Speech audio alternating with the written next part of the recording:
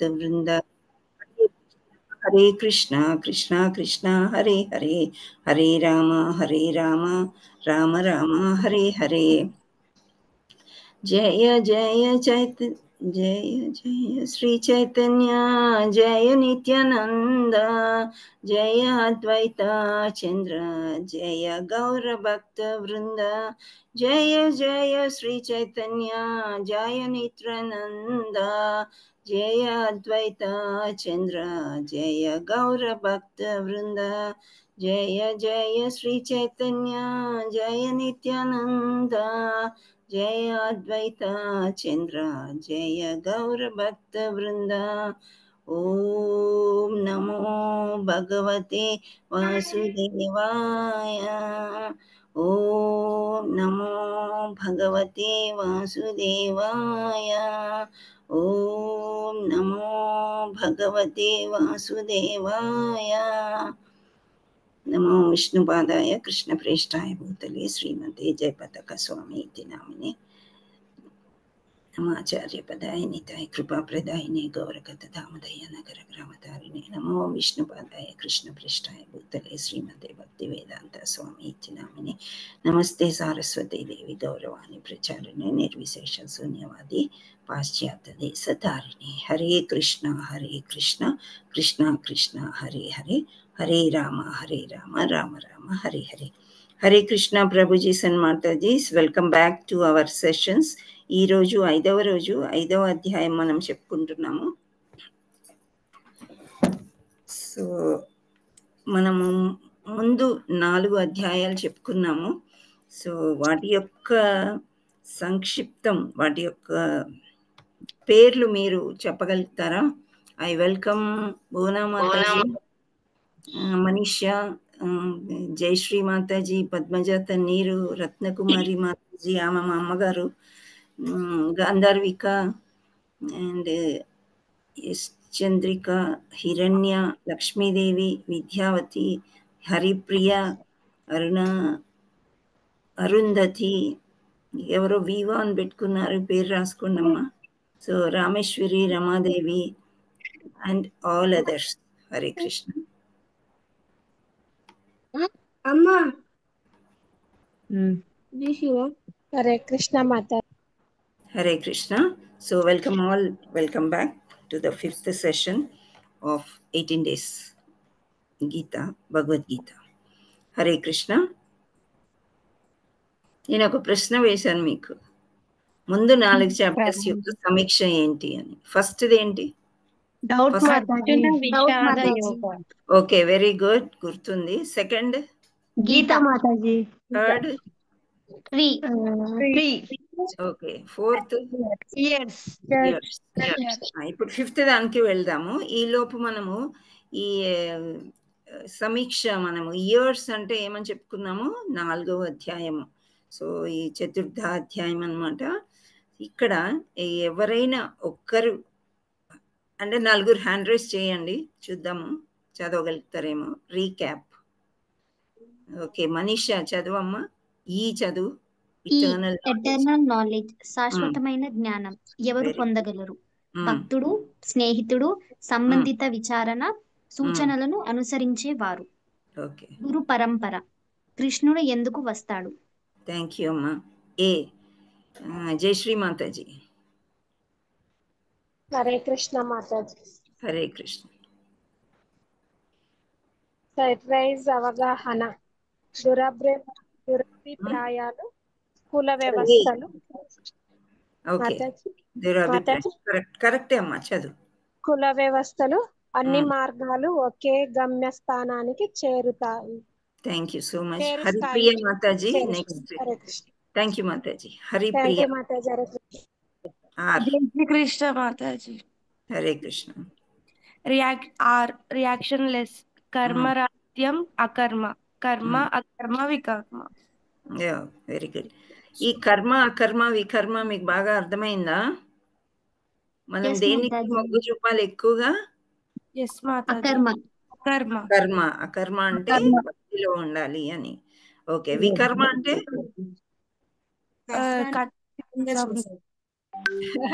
మీకు ఆ పటం గుర్తొస్తున్నట్టుంది కత్తి చూపించేది. అది కత్తి చూపించాలని కాదు, చెడు కర్మలు కర్మ అంటే చేయకూడని పనులు, చెడ్డ పనులు. Very good. Yes. So next ఎవరు హ్యాండ్ రైస్ లేదు. పద్మజ మాతాజీ, మనీషా మాతాజీ చెప్పగలరా? ఎస్ మాతాజీ, మనీషా మాత చెప్తాను. మనీషా చెప్పం. సరెండర్, శరణాగతి. శరణాగతి గురువు నుండి జ్ఞానం యొక్క మహిమలు ఎవరు సాధించగలరు మరియు ఎవరు సాధించలేరు. ఓకే. సో థ్యాంక్ యూ ఇది Mataji. Thank you so much. 5వ అధ్యాయం పేరేమన్నాము? జ్ఞాన కర్మ సన్యాస యోగం అన్నారు. అంటే జ్ఞానాన్ని పెంచుకొని సన్యాసం కూడా, అంటే ఎటువంటి సన్యాసము ఏం చేయాలి అనేది ఈ అధ్యాయంలో మనకి చెప్పారు. నెక్స్ట్ మనం 5వ అధ్యాయంకి వెళ్దాం. ఏం చెప్తున్నారో చూద్దాం కృష్ణుడు. Hare Krishna. Next. Yes. So ఇక్కడ 5వ అధ్యాయంకి మనకి సమీక్ష ఏమి ఇచ్చారంటే STEP అంటే స్టెప్. ఇక్కడ పక్కన మనకి స్టెప్స్ చూపిస్తున్నారు. సో S అంటే స్టే ఇన్ ద వరల్డ్. 5.1 ఈ ప్రపంచంలో ఉండి, ఈ ప్రపంచంలోనే ఉన్నాం మనం, ఉండి ఏం చేయాలి అనేది. నెక్స్ట్ 3 డూవర్స్ అంటే 3 కర్తలు. ఈక్వల్ విజన్ సమాన దృష్టి. ఈ అంటే పి అంటే పీస్ ఫార్ములా, శాంతి సూత్రం. ఈ 4 కూడా ఏ విధంగా మనం ఏం చేయాలి అనేది మనం చూద్దాం. Next slide. Stay in the world ఈ ప్రపంచంలో ఉండి. నెక్స్ట్ ఇక్కడ ఫస్ట్ శ్లోకంలో మళ్ళీ అర్జునుడు ఏడుపులోకి వచ్చేసాడు అనమాట. నువ్వు ఇన్ని చెప్తున్నావు కానీ నాకు సరిగ్గా అర్థం అవట్లేదు అర్జున. నువ్వు ఒక పక్క యుద్ధం చేయి అంటావు, ఒక పక్క సన్యాసం అంటావు, ఒక పక్క నీ కర్మ నువ్వు ఆచరించు అంటావు, నాకేమీ అర్థం కావట్లేదు అని అంటాడు. ఇక్కడ మొదటి శ్లోకంలో 5వ అధ్యాయంలో ఏంటి అంటే, ఇప్పుడు మామూలుగా మనము ఏదైనా ఇల్లు తీసుకుందాము, ఏదైనా కొనుక్కుందాం అనుకోండి. సో మనం ఒక్కసారి కాకుండా ఒక 10 సార్లు 10 యాంగిల్స్ లోంచి చూస్తే గానీ మనకి ఏది అర్థం తీసుకోవాలా లేదా అని పెద్దగా ఆలోచిస్తూ ఉంటాం. సంశయంలో ఉంటాం కదా, డబ్బులు ఖర్చు పెడుతున్నాం కాబట్టి. సో ఇక్కడ కూడా అంత పెద్ద యుద్ధం నుంచి నేను చెయ్యను అని అన్న తర్వాత వివిధ కారణాలు చెప్పాడు అర్జునుడు. ఎన్నో కారణాలు చెప్పాడు నేను యుద్ధం చేయకపోవడానికి. మళ్ళీ కూడా ఇవన్నీ చెప్పిన తర్వాత అర్జునుడు సంశయిస్తున్నాడు అనమాట. కరెక్టా కాదా? నేను కృష్ణుడి మాటలు విని యుద్ధం సరెండర్ అయిపోయాక కూడా ఇలాంటి ఆలోచన వస్తుంది.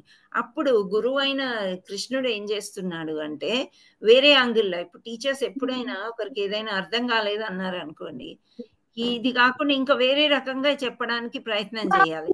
ఇంకా వీడికి అర్థం అవ్వదు, ఎన్నిసార్లు చెప్పినా అని ఎప్పుడు అనుకోకూడదు అనమాట. సో కృష్ణుడు మళ్ళీ ఓపిక్గా ఏం చెప్తాడు అనేది ఈ అధ్యాయంలో ఉంది. సో అర్జున ఉవాచ సన్యాసం కర్మాణం కృష్ణ పునర్యోగం చ సంససి యచ్రేయ ఏతయే యోరేకం తన్మే బ్రూహి సునిశ్చితం. అర్జునుడు పలుకుతున్నాడు ఏమని?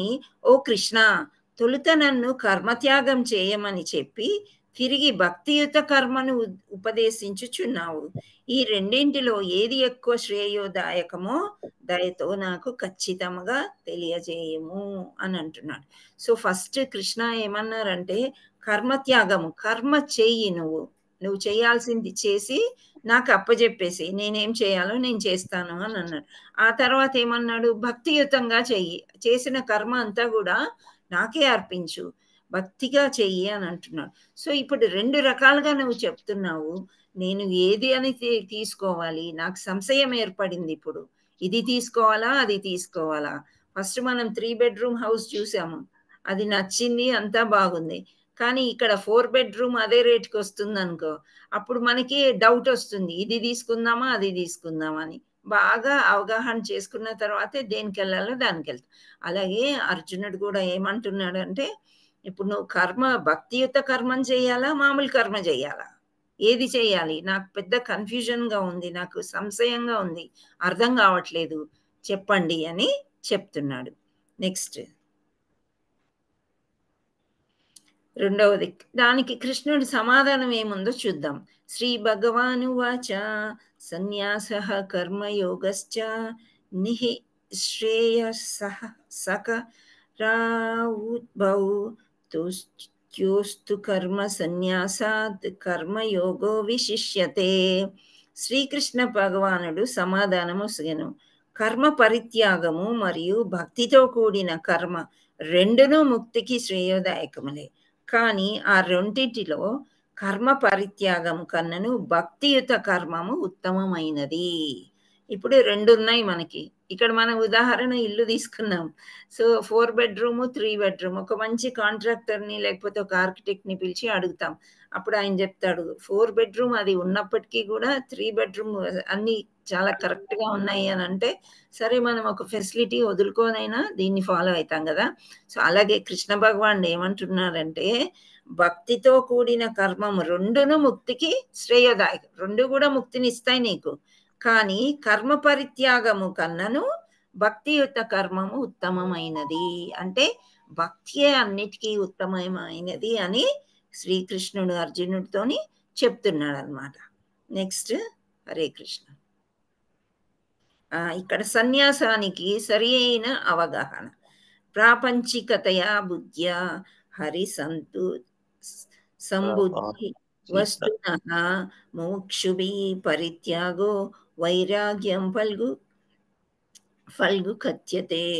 విముక్తి సాధించడానికి ఉత్సాహంగా ఉన్న వ్యక్తులు భగవంతుని సంబంధిత వస్తువులను కూడా భౌతికంగా భావించి త్యజించినప్పుడు వారి వైరాగ్యం అసంపూర్ణంగా చెప్పబడుతుంది. ఇక్కడ ఏమంటున్నారంటే, విముక్తి సాధించడానికి అంటే మనం అందరం కూడా ఒక గోల్ పెట్టుకున్నాం, గోలోకానికి వెళ్ళిపోవాలి, మళ్ళీ జన్మ మృత్యు జరావ్యాధి మనకొద్దు అనుకుని కృష్ణ కాన్షియస్లో చేరాము. కృష్ణుడి గురించి అన్నీ తెలుసుకుంటున్నాము. సో ఇది ఒక వైరాగ్యం లాగా వచ్చినప్పుడు భౌతికంగా మనకి కొన్ని ఉంటాయి.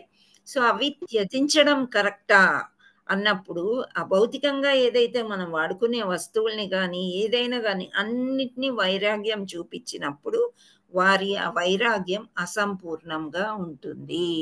ఇప్పుడు మనం ఏమనుకున్నాము, మనము దేహం కాదు ఆత్మ అనుకున్నాం. ఓకే, సో ఆత్మకి ఏది కావాలో అదే చేస్తాను నేను, దేహాన్ని పట్టించుకోను, మన చుట్టుపక్కల ఉన్న వాళ్ళని పట్టించుకోను అని అంటే కష్టం. ఇప్పుడు కర్మ చేయమన్నారు కృష్ణుడు.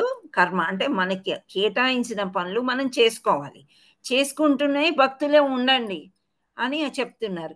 సో మనము భక్తిలోకి వచ్చిన తర్వాత పూర్తిగా ఇక్కడ ఈ ముందు శ్లోకంలో ఏం చెప్పాడంటే, భక్తి యుద్ధమైనది శ్రేష్టమైనది అని అన్నారు.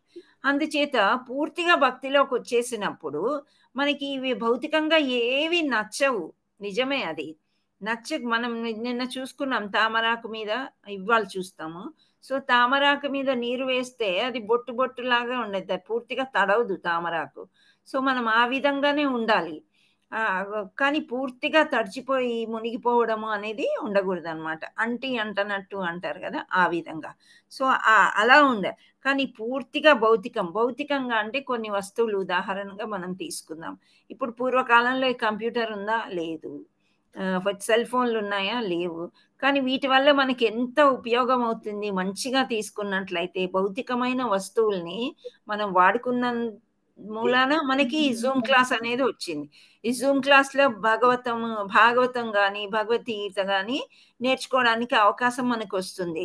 అదే మనం మామూలుగా పూర్వం అయితే ఇట్లాంటివి లేనప్పుడు మనము కాలినడకను ఏదో ఒక విధంగా మనం గుడికి వెళ్ళాల్సి వస్తుంది. అక్కడే మనము భగవంతుని యొక్క కథలు కానీ ఏవైనా మనం చెప్పుకోవాల్సి వచ్చేదన్నమాట. సో మనకి మన వర్క్ని ఈజీ చేస్తున్నప్పుడు కొన్నిటిని మనం యాక్సెప్ట్ చేయాలన్నమాట. యాక్సెప్ట్ అంటే మనం ఒప్పుకోవాలి, అవును ఇవి భౌతికమైన వస్తువులే. ఇప్పుడు మనం మామూలుగా అంటాం కదా, ఆ పిల్లలకి సెల్ ఫోన్ కొనిచ్చి పూర్తిగా చెడగొట్టేశారు ఒక విధంగా. సో కొన్ని స్కూల్స్లో కంప్యూటర్స్ చాలా ముఖ్యం అనమాట, కంప్యూటర్స్. సో దాంట్లో మనకి ఏది మంచి అనేది ఎన్నుకోవడం మన కర్తవ్యం. అది పిల్లలకి మంచి దారి చూపించేది కూడా మన కర్తవ్యం అనమాట. సో దానిలో చెడు ఉంటుంది, మంచి ఉంటుంది. మంచిని ఏ విధంగా ఏరుకోవాలి. ఇప్పుడు భౌతికంగా అంటే మనకు మామూలుగా మన ఫ్రెండ్స్ అండ్ రిలేటివ్స్ కానీ ఎవరితోనైనా ఏదైనా పార్టీస్ కానీ ఏవైనా ఫంక్షన్స్ ఉంటాయి. ఇప్పుడు ఈ కృష్ణ కాన్షియస్లోకి వచ్చినాక మనం నా 4 రెగ్యులేటివ్ ప్రిన్సిపల్స్ అంటే భోజనంలో కూడా కొంత మార్పు వచ్చింది. కాకపోతే ఆనియన్ గార్లిక్ తినము, టీ కాఫీ తాగము, వెజల్స్ అన్నీ నీట్గా ఉండాలి, స్నానం చేసి వంట చేయడం ఇవన్నీ ఉంటాయి. అలా అని చెప్పి వాళ్ళని పూర్తిగా దూరం ఉంచకూడదు. సో వాళ్ళకి ఏంటి అంటే వాళ్ళకి ఆ ప్రేమ అనేది మనము ప్రతి ఒక్కరిలో కూడా భగవంతుని చూడడానికి ప్రయత్నం చేసి ఆ ప్రేమకి దగ్గర అవ్వాలి మనం.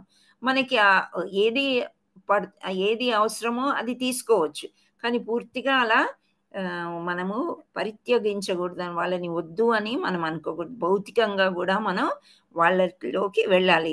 అంటే కొత్తలో కృష్ణ చైతన్యంలో చేరినప్పుడు అలాగ అనిపిస్తుంది అనమాట.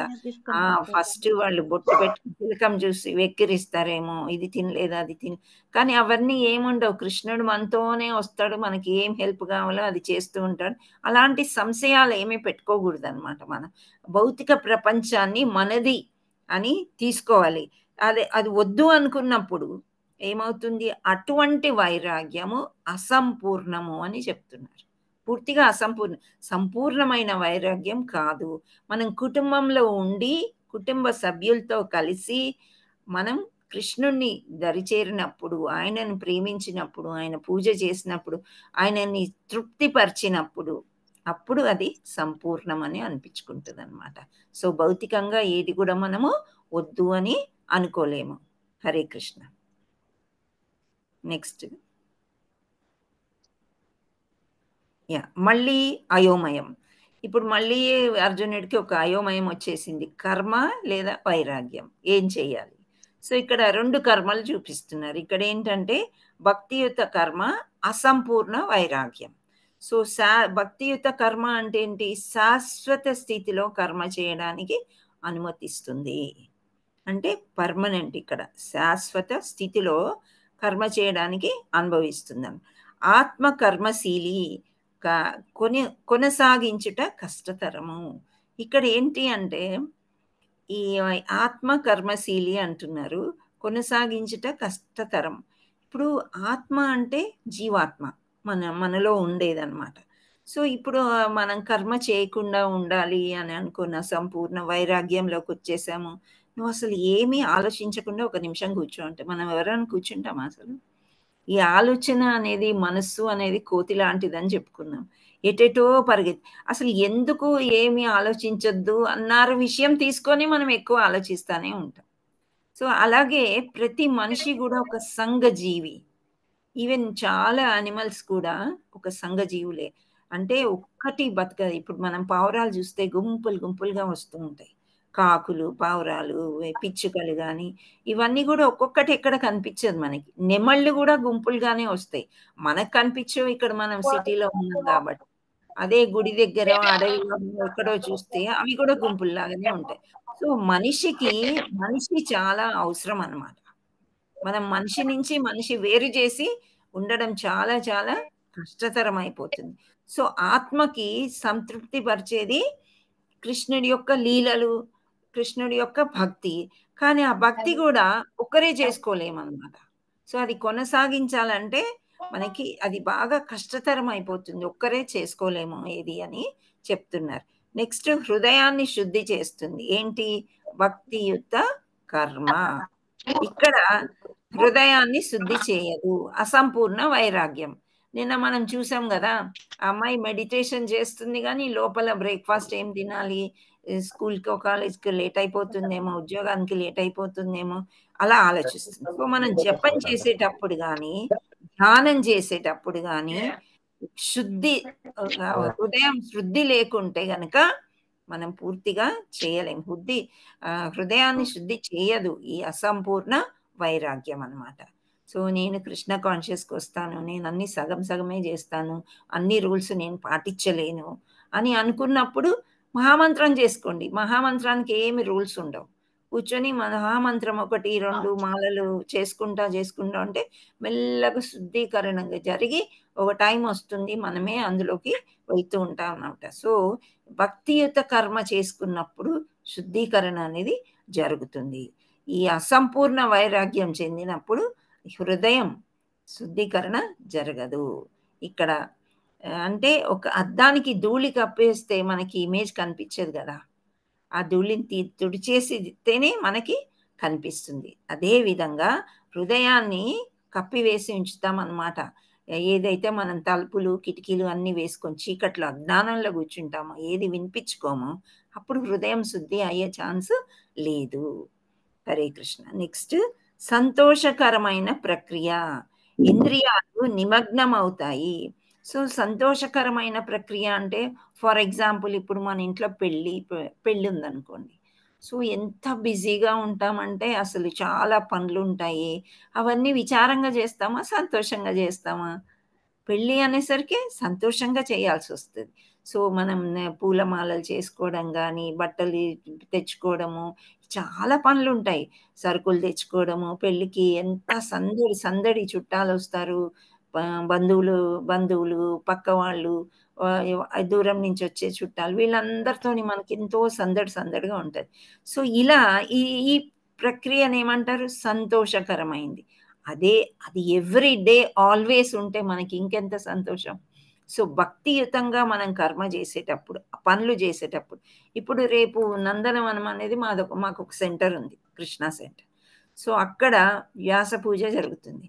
పొద్దున్నే 6:30, 7 గంటలకే వెళ్ళిపోతారనమాట. ఒకరు కూరగాయలు తెస్తారు, కూరగాయలు కట్ చేస్తుంటారు, వంటలు చేస్తుంటారు, ఒక పక్క పూలమాలలు చేస్తుంటారు, ఒక పక్క అందరు కూర్చోడానికి శుద్ధి చేస్తుంటారు, కుర్చీలు తీసుకొస్తారు, టెంట్లు వేస్తారు, మంచినీళ్ళు ఏర్పాటు చేస్తారు. సో ఇవన్నీ ఏంటంటే ఒక పెళ్ళికి ఎట్లా అయితే మన ఇంట్లో మంచి కార్యానికి ఎలా ఏర్పాటు అంటే మనం ఇక్కడ ఏం చేస్తున్నాము, ఇంద్రియాలన్నీ కూడా అంటే మన చేతులు కానీ కాళ్ళు కానీ, కళ్ళు, చెవులు, ముక్కు అన్నీ కూడా ఆ ప్రక్రియలోనే ఉంటాయి. అంటే కృష్ణుడికి సేవ చేసే ప్రక్రియలోనే ఉంటాయి. సో ఇవన్నీ కూడా ఎంతో సంతోషాన్ని ఇస్తాయి అన్నమాట. ఒక చిన్న మాల కడితే మామూలుగా అభిషేకం చేసేటప్పుడు డ్రై ఫ్రూట్స్ మాలలు గుచ్చుతారు, చిన్న చిన్నవి అన్నమాట. సో అది గుచ్చిన ఆ సేవ వచ్చినా సరే ఒకలాంటి సంతోషం అన్నమాట. అదే మనం మన వాళ్ళ ఇంటికి కానీ, మన ఇంట్లో కానీ ఒక పూలదండ మామూలుగా మనం తలలో పెట్టుకోవడానికి కట్టుకుంటే అంత సంతోషం అయితే రాదు. వస్తుంది, అది కూడా సంతోషకరమైన క్రియనే. కానీ ఇక్కడ భగవంతుడికి చేసినప్పుడు ఆ కర్మలు, ఆ పనులు చాలా సంతోషాన్ని ఇస్తాయన్నమాట. అక్కడ కొట్టుకుంటారు, నాకు ఈ పని కావాలి, ఆ పని కావాలి అని. అందుకే తొందరగా వెళ్తారు. లేట్‌గా వచ్చిన వాళ్ళకి పనులుండవు.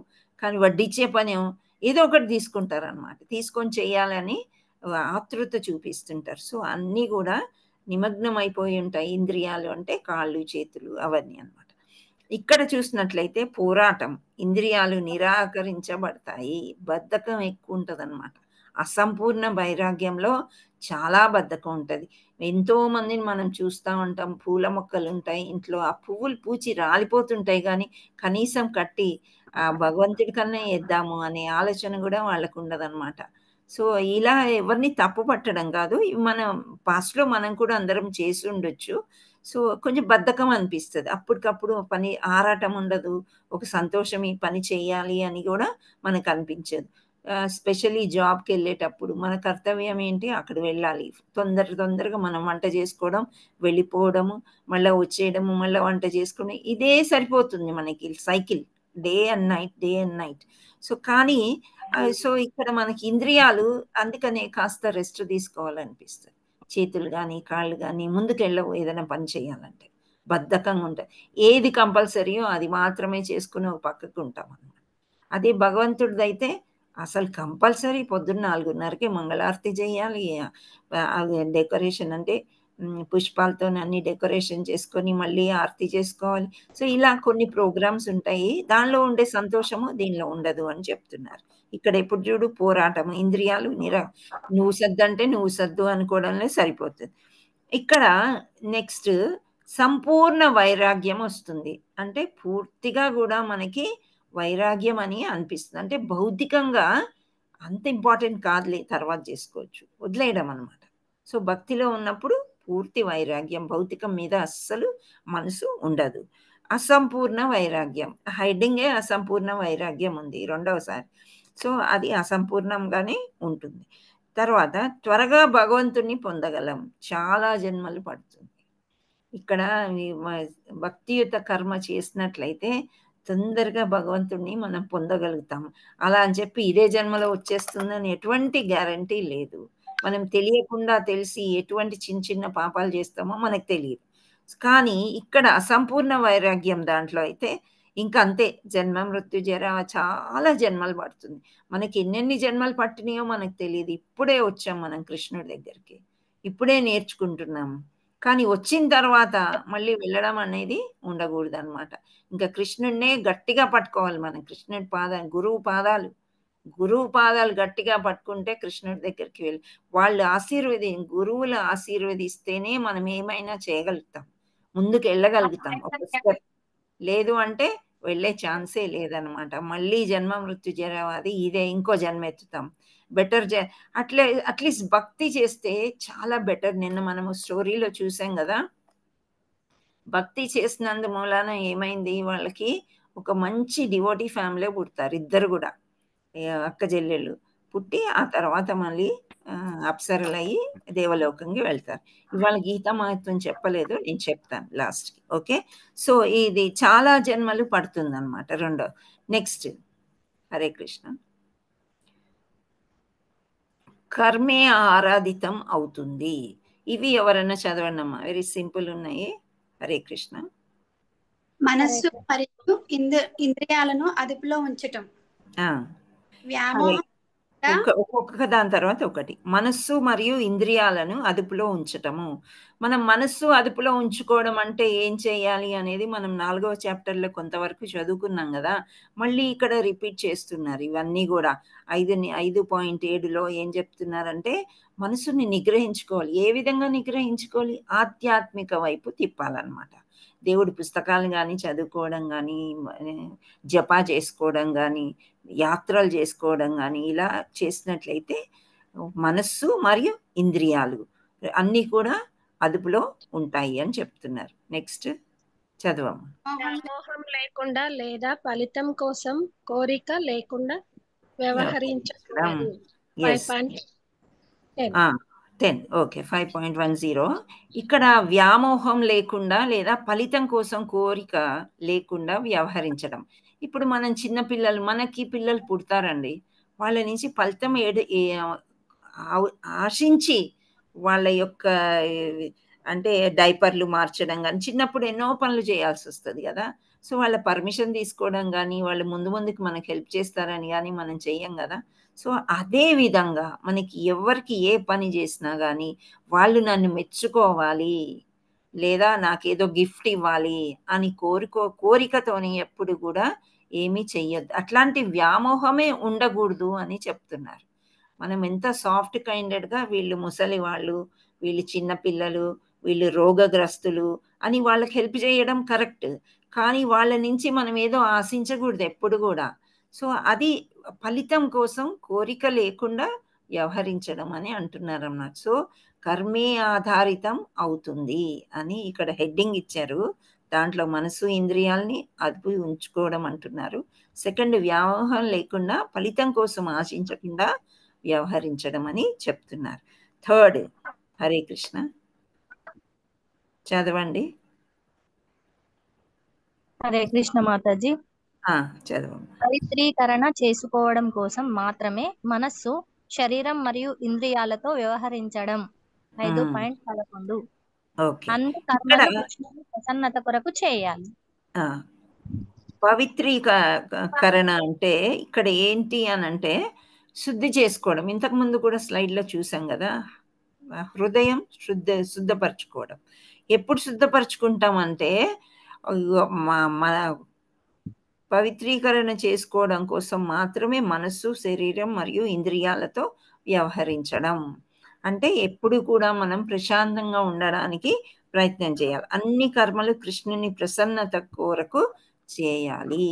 ఇప్పుడు కృష్ణుడు ప్రతి ఒక్కరిలో ఉంటాడు అని మనం నమ్మాలి. నెక్స్ట్ స్లైడ్లో వస్తుంది అది. సో అప్పుడు మనం ఎవరికి ఏ సేవ చేసినా కానీ కృష్ణుడి కోసం చేస్తున్నాం అని అనుకున్నట్లయితే ఆ ఇంద్రియాలన్నీ కూడా, ఆ మనస్సు అవన్నీ కూడా కంట్రోల్లో ఉండి, ఆ శరీరం కూడా, ఇంద్రియాలు అన్నీ కూడా పనిచేస్తాయి. ఇక్కడ మనకి ఒక ఉదాహరణ చెప్తూ ఉంటారనమాట. మొక్కకి నీళ్లు పోస్తే, అంటే వేరుకు నీళ్లు పోస్తే ఆకులు కొమ్మలు ఆహారం అడగవు కదా, అడుగుతాయా? అడగవు. సో నీరు వేరుకు పోస్తే సరిపోతుంది. అలాగే మనము ఈ భక్తి అనేది కృష్ణుడికి చేసినట్లయితే మనకి అన్నీ కూడా సమకూర్చబడతాయి అన్నమాట. మనం యాక్చువల్లీ మనం ఫుడ్ స్టమక్కి ఇవ్వాలి కదా, ఆకలేస్తుంది అంటే కడుపు నింపుకుంటాం మనం. సో ఈ ఇంద్రియాలు అంటే చేతులు కానీ నోరు కానీ ఇవన్నీ కూడా హెల్ప్ చేస్తేనే పొట్టలోకి వెళ్తుంది. కానీ చెయ్యిలో ముద్ద పెట్టుకొని చెయ్యి నువ్వు తిను నేను తింటా, నేను పొట్టకి ఇవ్వను అని అంటే అవుతుందా? అది అవదు. అందుచేత ఇక్కడ ఏం చెప్తున్నా, ఇంద్రియాలతో అంటే పవిత్రం చేసుకోవాలంటే ఇంద్రియాలన్నీ కూడా మనం మనస్సు, శరీరం మరియు ఇంద్రియాలతో వ్యవహరించి పవిత్రీకరణ అంటే శుద్ధి చేసుకోవాలి అని చెప్తున్నాడు. అన్ని కర్మలు అంటే అన్ని పనులు కూడా కృష్ణుని ప్రసన్నత కొరకు చేయాలి. ప్రసన్నత అంటే కృష్ణుడు ఏం చేస్తే సంతోషిస్తాడు అనేది మనం ముందు చాప్టర్స్లో చాలా చూస్తామన్నమాట. సో అది కృష్ణుడు కొన్ని చెప్పాడు, అన్నీ నాకు అర్పించండి అని చెప్పేసి. అంటే మీరు చేసే పనులన్నీ కూడా నాకు అర్పించేసాయి, ఫలితం కోసం మీరు ఆశించండి, నేనే ఇస్తాను ఆ ఫలితం అని అన్నారనమాట. నెక్స్ట్ అమ్మా. హరే కృష్ణ.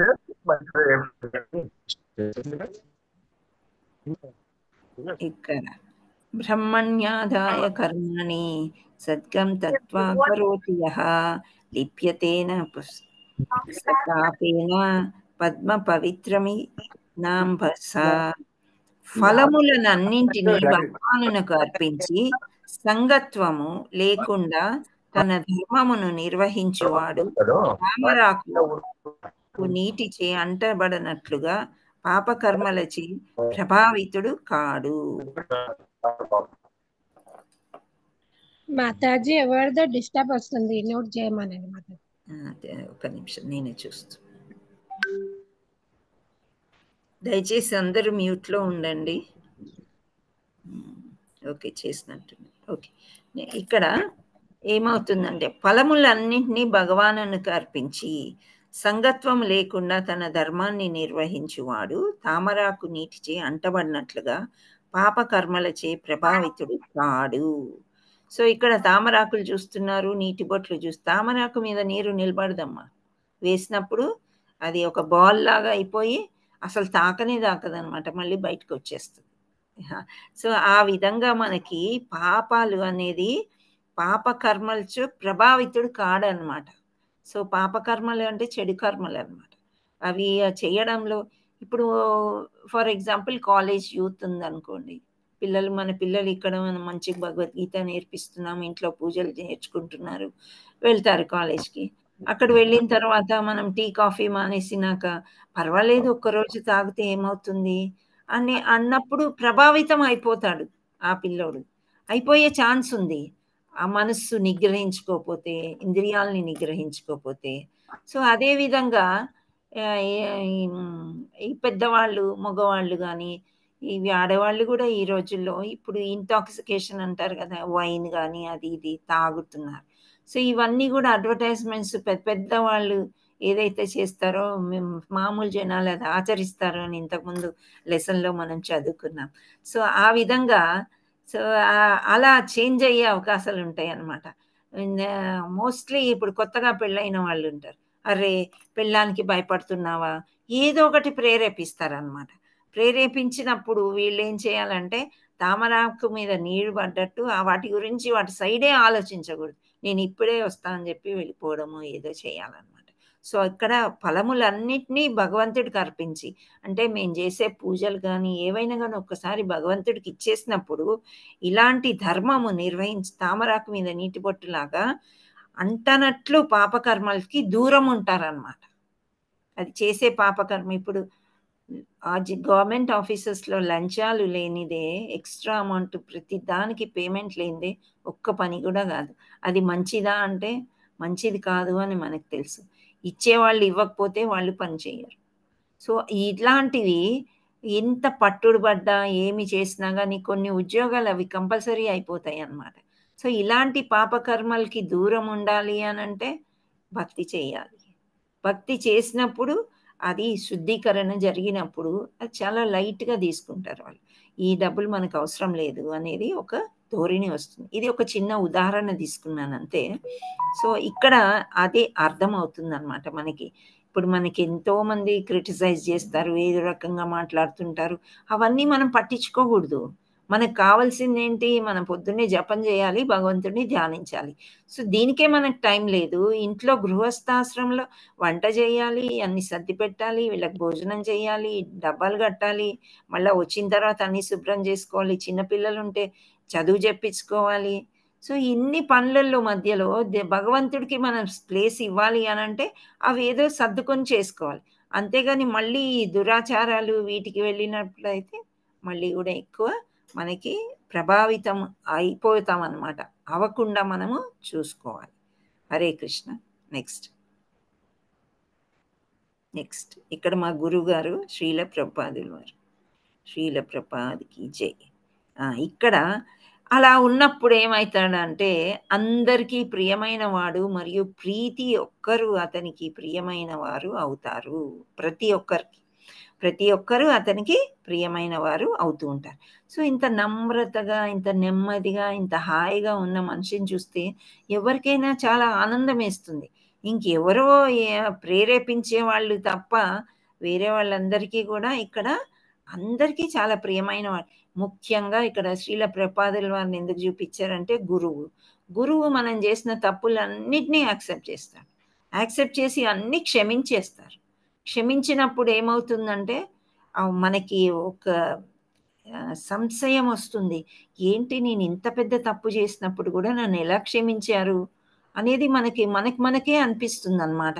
సో అట్లా మనకి అలా నమ్రతగా అన్ని సద్గుణాలు భక్తియుత కర్మలు చేసినప్పుడు అందరికీ ప్రియమైన వాడు అవడమే కాకుండా ప్రతి ఒక్కరూ అతనికి ప్రియమైన వారు అవుతారు. అంటే వాళ్ళు ప్రేమించడమే కాకుండా ఇప్పుడు మనకి లెసన్ చెప్పేటప్పుడు ఎవరెవరో కాల్ చేస్తూ ఉంటారు అన్నమాట. విసుక్కోకుండా వాళ్ళకి ఆన్సర్ చెప్పినప్పుడు ఆ అటాచ్మెంట్ అనేది వస్తుంది. దేనిలో వస్తుంది? భక్తిలో వస్తుంది. మన ఇద్దరం ఎందుకు కాల్ చేసుకున్నాం, ఎందుకు మాట్లాడుకున్నాం అంటే ఈ యొక్క లెసన్స్ ద్వారా. అంతేగాని ఆ సినిమాకి వెళ్దామా, ఆ పార్క్కి వెళ్దామా, ఈ చీర మీరు కొంటారా, ఈ నగ అది కాదు కదా, అది భౌతికంగా అవుతుంది మళ్ళీ. సో ఇక్కడ అందరికీ ప్రియమైన వాళ్ళు మంచి లెసన్. నిన్న మా ఇంటికి ఒక అమ్మాయి వచ్చింది, ఇన్సూరెన్స్ అమ్మాయి.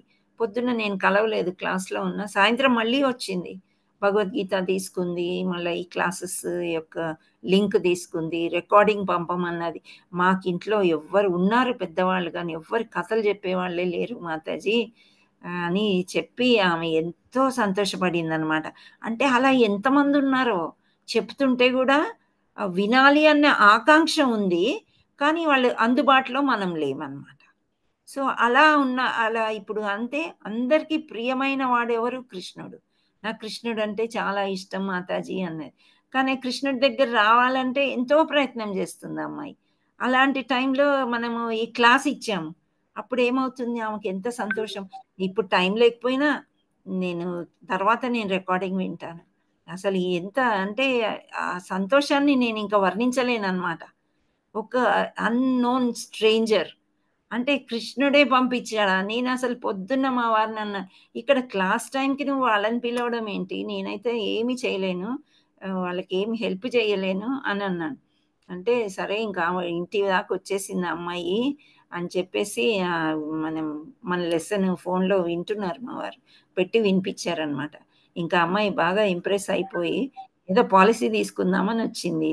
ఇక మా ఏజ్ గ్రూప్ అవన్నీ చూసి ఇప్పుడు వద్దమ్మా, మేము కట్టలేము, మళ్ళీ ఫ్యూచర్లో కూడా మా పిల్లలు చేస్తారు అని నేను అనుకోవట్లేదు అంటే చాలా మంచిగా యాక్సెప్ట్ చేసి మాకు హెల్ప్ చేయడానికి తయారయ్యి మళ్ళీ కూడా ఇవన్నీ పట్టుకుని వెళ్ళిందనమాట. సో భక్తియుత ప్రేమ ఆ విధంగా ఉంటుంది. మనం ఎవరిని బతిలాడక్కర్లేదు, పిలుచుకోక్కర్లేదు. వాళ్ళకి కృష్ణుడు కనికరిస్తే తప్పకుండా ఇందులోకి వచ్చేస్తారనమాట. నెక్స్ట్, పాపాత్మకమైన చర్య ద్వారా ప్రభావితం కాడు. ఇక్కడ మనం కొన్ని ఎగ్జాంపుల్స్ చెప్పుకున్నాం. పాపాత్మకమైన చర్యలు అంటే ఒక పోట్లాట అవ్వచ్చు, ఇంకా ఆర్గ్యుమెంట్స్ కావచ్చు. చిన్న వాటికి ఆర్గ్యుమెంట్స్ ఉంటాయి. ఈ ఆర్గ్యుమెంట్స్ బదులు ఒక మాల జపం చేసుకోవచ్చు కదా, ఒక్క రౌండ్ అయిపోద్ది మనం ఈ ఆర్గ్యుమెంట్ల బదులు. ఎందుకు ఆర్గ్యూ చేసుకోవడం? వాళ్ళు ప్రేరేపిస్తారనమాట. మనం గట్టిగా అరవాలి, తిట్టాలి, ఇంకేదో మాట్లాడాలి అని ప్రేరణ చేస్తూ ఉంటారు చెడు మార్గంలో. కానీ మనం వాటికి ప్రేరేపితం అవ్వకూడదనమాట. సో పాపాత్మకమైన చర్య ద్వారా ప్రభావితం కానే కారనమాట. సో మనకి మామూలుగా ఇప్పుడు షాప్స్లో ఎవరైనా దొంగతనం చేసి ఏదైనా పట్టుకొచ్చారనుకోండి, ఇది 1000 రూపాయల వస్తువు నీకు 100 రూపాయలకి ఇస్తానంటే ఒక ఆశ అనేది వస్తుంది. ఓకే, మనకి 100 రూపాయలకే వస్తుంది కదా, వాళ్ళు దొంగల్ని పట్టుకున్నప్పుడు చూద్దాం, వీడికి పైసలు అవసరము, మనకి చౌకగా వస్తుంది. అది కూడా తప్పుడు మార్గం అనమాట. సో ఇక్కడ పాపమైన పనులు చాలా ఉంటాయి. మామూలుగా పొద్దున వాకింగ్కి వెళ్తారు కదా జనాలు, వెళ్ళి పార్కుల్లో పువ్వులన్నీ కోసుకొని వస్తారు. అది ఎంత తప్పో వాళ్ళకి అర్థం కాదమ్మా. పర్మిషన్ తీసుకోవాలి పక్కింటి వాళ్ళది కానీ ఎదురండి, అమ్మ మీ ఇంట్లో పువ్వులు ఎక్కువ పూస్తున్నాయి, మాకు ఇవ్వగలుగుతారా అంటే వాళ్ళకి ఆ దయాగుణం ఉండాలి. మన ఇంట్లో దేవుడికి వాళ్ళ ఇంట్లో దేవుడికి వ్యత్యాసం. అమ్మ తీసుకో అంటే కానీ వాళ్ళు మనకి దొంగతనంగా పరిగణింపబడుతున్నాను. అది కూడా ఒక చిన్న చెడు కార్యం. మనకి తెలిసి తెలియకుండా కూడా చిన్నప్పుడు మేము కూడా పక్కింట్లో దూరి ఆ ఇంట్లో దూరి జామకాయలని, దానిమ్మకాయలని, పువ్వులని అవి తెలియకుండా చేసింది వేరే విషయం. తెలిసి కూడా ఆ ప్రక్రియలు అంటే అవి కూడా చిన్న పాపాలు, అవి కూడా లిస్ట్లో పడిపోయి ఉంటాయి కదా మనవి. సో ఇవన్నీ పోగొట్టుకోవాలంటే భక్తి చేయాలి. ఆ భక్తి ఎన్ని జన్మలు చేయాలి ఏంటి అనేది కృష్ణుడు నిర్ణయిస్తాడు. సో ఇవన్నీ కూడా పాపాత్మకమైన చర్యలు.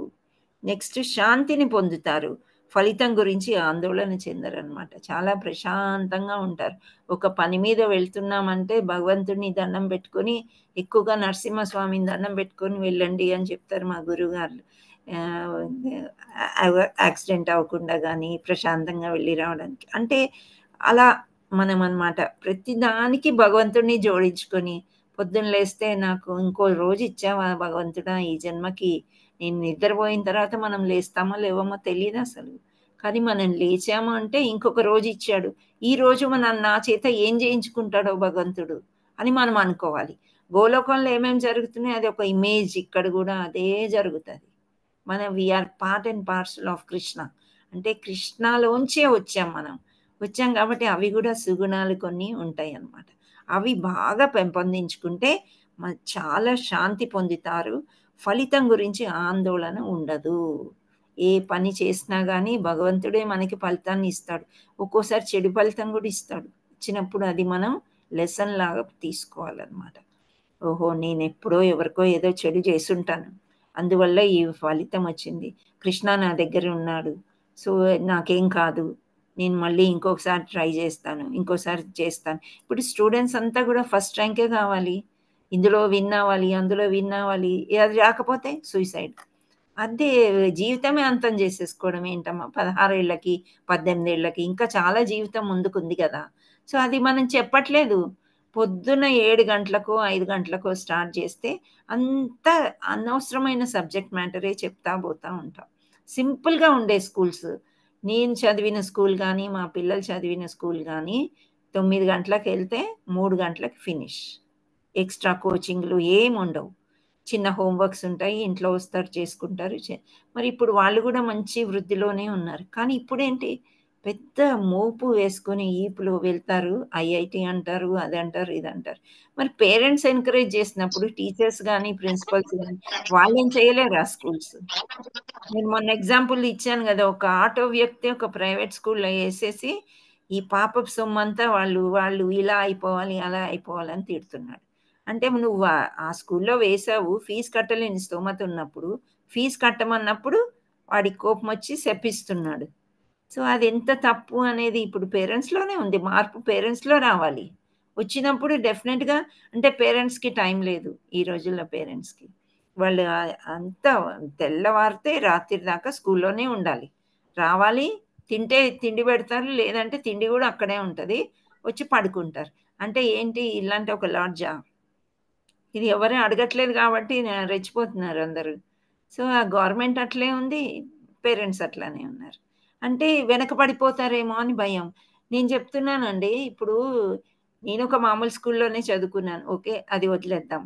ప్రజెంట్ జనరేషన్లో మా రిషికేష్ ప్రభు కానీ గోవర్ధన్ ప్రభు కానీ వీళ్ళందరూ మంచిగా ఎంత బాగా భక్తిలో ఉన్నారంటే మంచి జాబ్స్. మా ఒక్క గురుగారు రిలయన్స్లో మేనేజర్ ఆయన. మళ్ళీ రిషికేష్ ప్రభు గవర్నమెంట్ స్కూల్లో తెలుగు మీడియం చదువుకున్న. ఎలా ఇస్తారంటే లెసన్స్ ఇంకా అంతే మారిపోవాలి అప్పటికే జనాలు భక్తిలోకి వచ్చేసేవాల్సిందే అన్నమాట. సో వాళ్ళందరూ ఇలా అభివృద్ధిలోకి వచ్చారు, మంచి బిజినెస్ చేశారు ఒక టైంలో. కోర్స్ ఇప్పుడు భక్తిలోకి వచ్చారు అనుకోండి.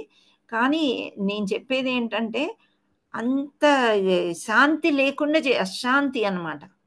ఒక పిల్లలు పుట్టారు అంటే 3 ఏళ్ళు 2 ఏళ్ళు వచ్చేసరికి క్రష్లో పడేయాలి, స్కూల్కి పంపించాలి. ఇంకా ఆనందం ఎక్కడుంది మీకు? భార్యాభర్త అర్ధరాత్రి దాకా పని చేసుకుంటారు, ఇంకా పిల్లలు వచ్చి అలసిపోయి పడుకుంటారు, తెల్లారు మళ్ళీ డబ్బాలు కూడా కట్టక్కర్లే, కొన్ని స్కూల్స్కి పంపించేయడమే. అంటే ఇంకా కుటుంబ వ్యవస్థ ఎక్కడుంది, ఎక్కడ పోతుంది అని ఒక్కసారి మీరు ఆలోచించండి. అంటే ఆ ఫలితం గురించి నేను ఇక్కడికి వెళ్ళిపోయాను. ఆ ఫలితం గురించి ఆందోళన ఉండదంట. ఈ భక్తియుత సేవ చేసినప్పుడు ఆ శాంతిని పొందుతారు. మా గ్రూప్ ఉంది కదా ఎక్కడైతే చైతన్యంలో ఉందో, అంటే కృష్ణ కాన్షియస్లో ఉందో, వాళ్ళ పిల్లలందరూ మామూలు స్కూల్కే వెళ్తారు, ప్రతి ఆదివారం వస్తారు. వాళ్ళకి అసలు పార్కులు, పబ్బులు, హోటల్స్ అంటే ఏమీ తెలియదు.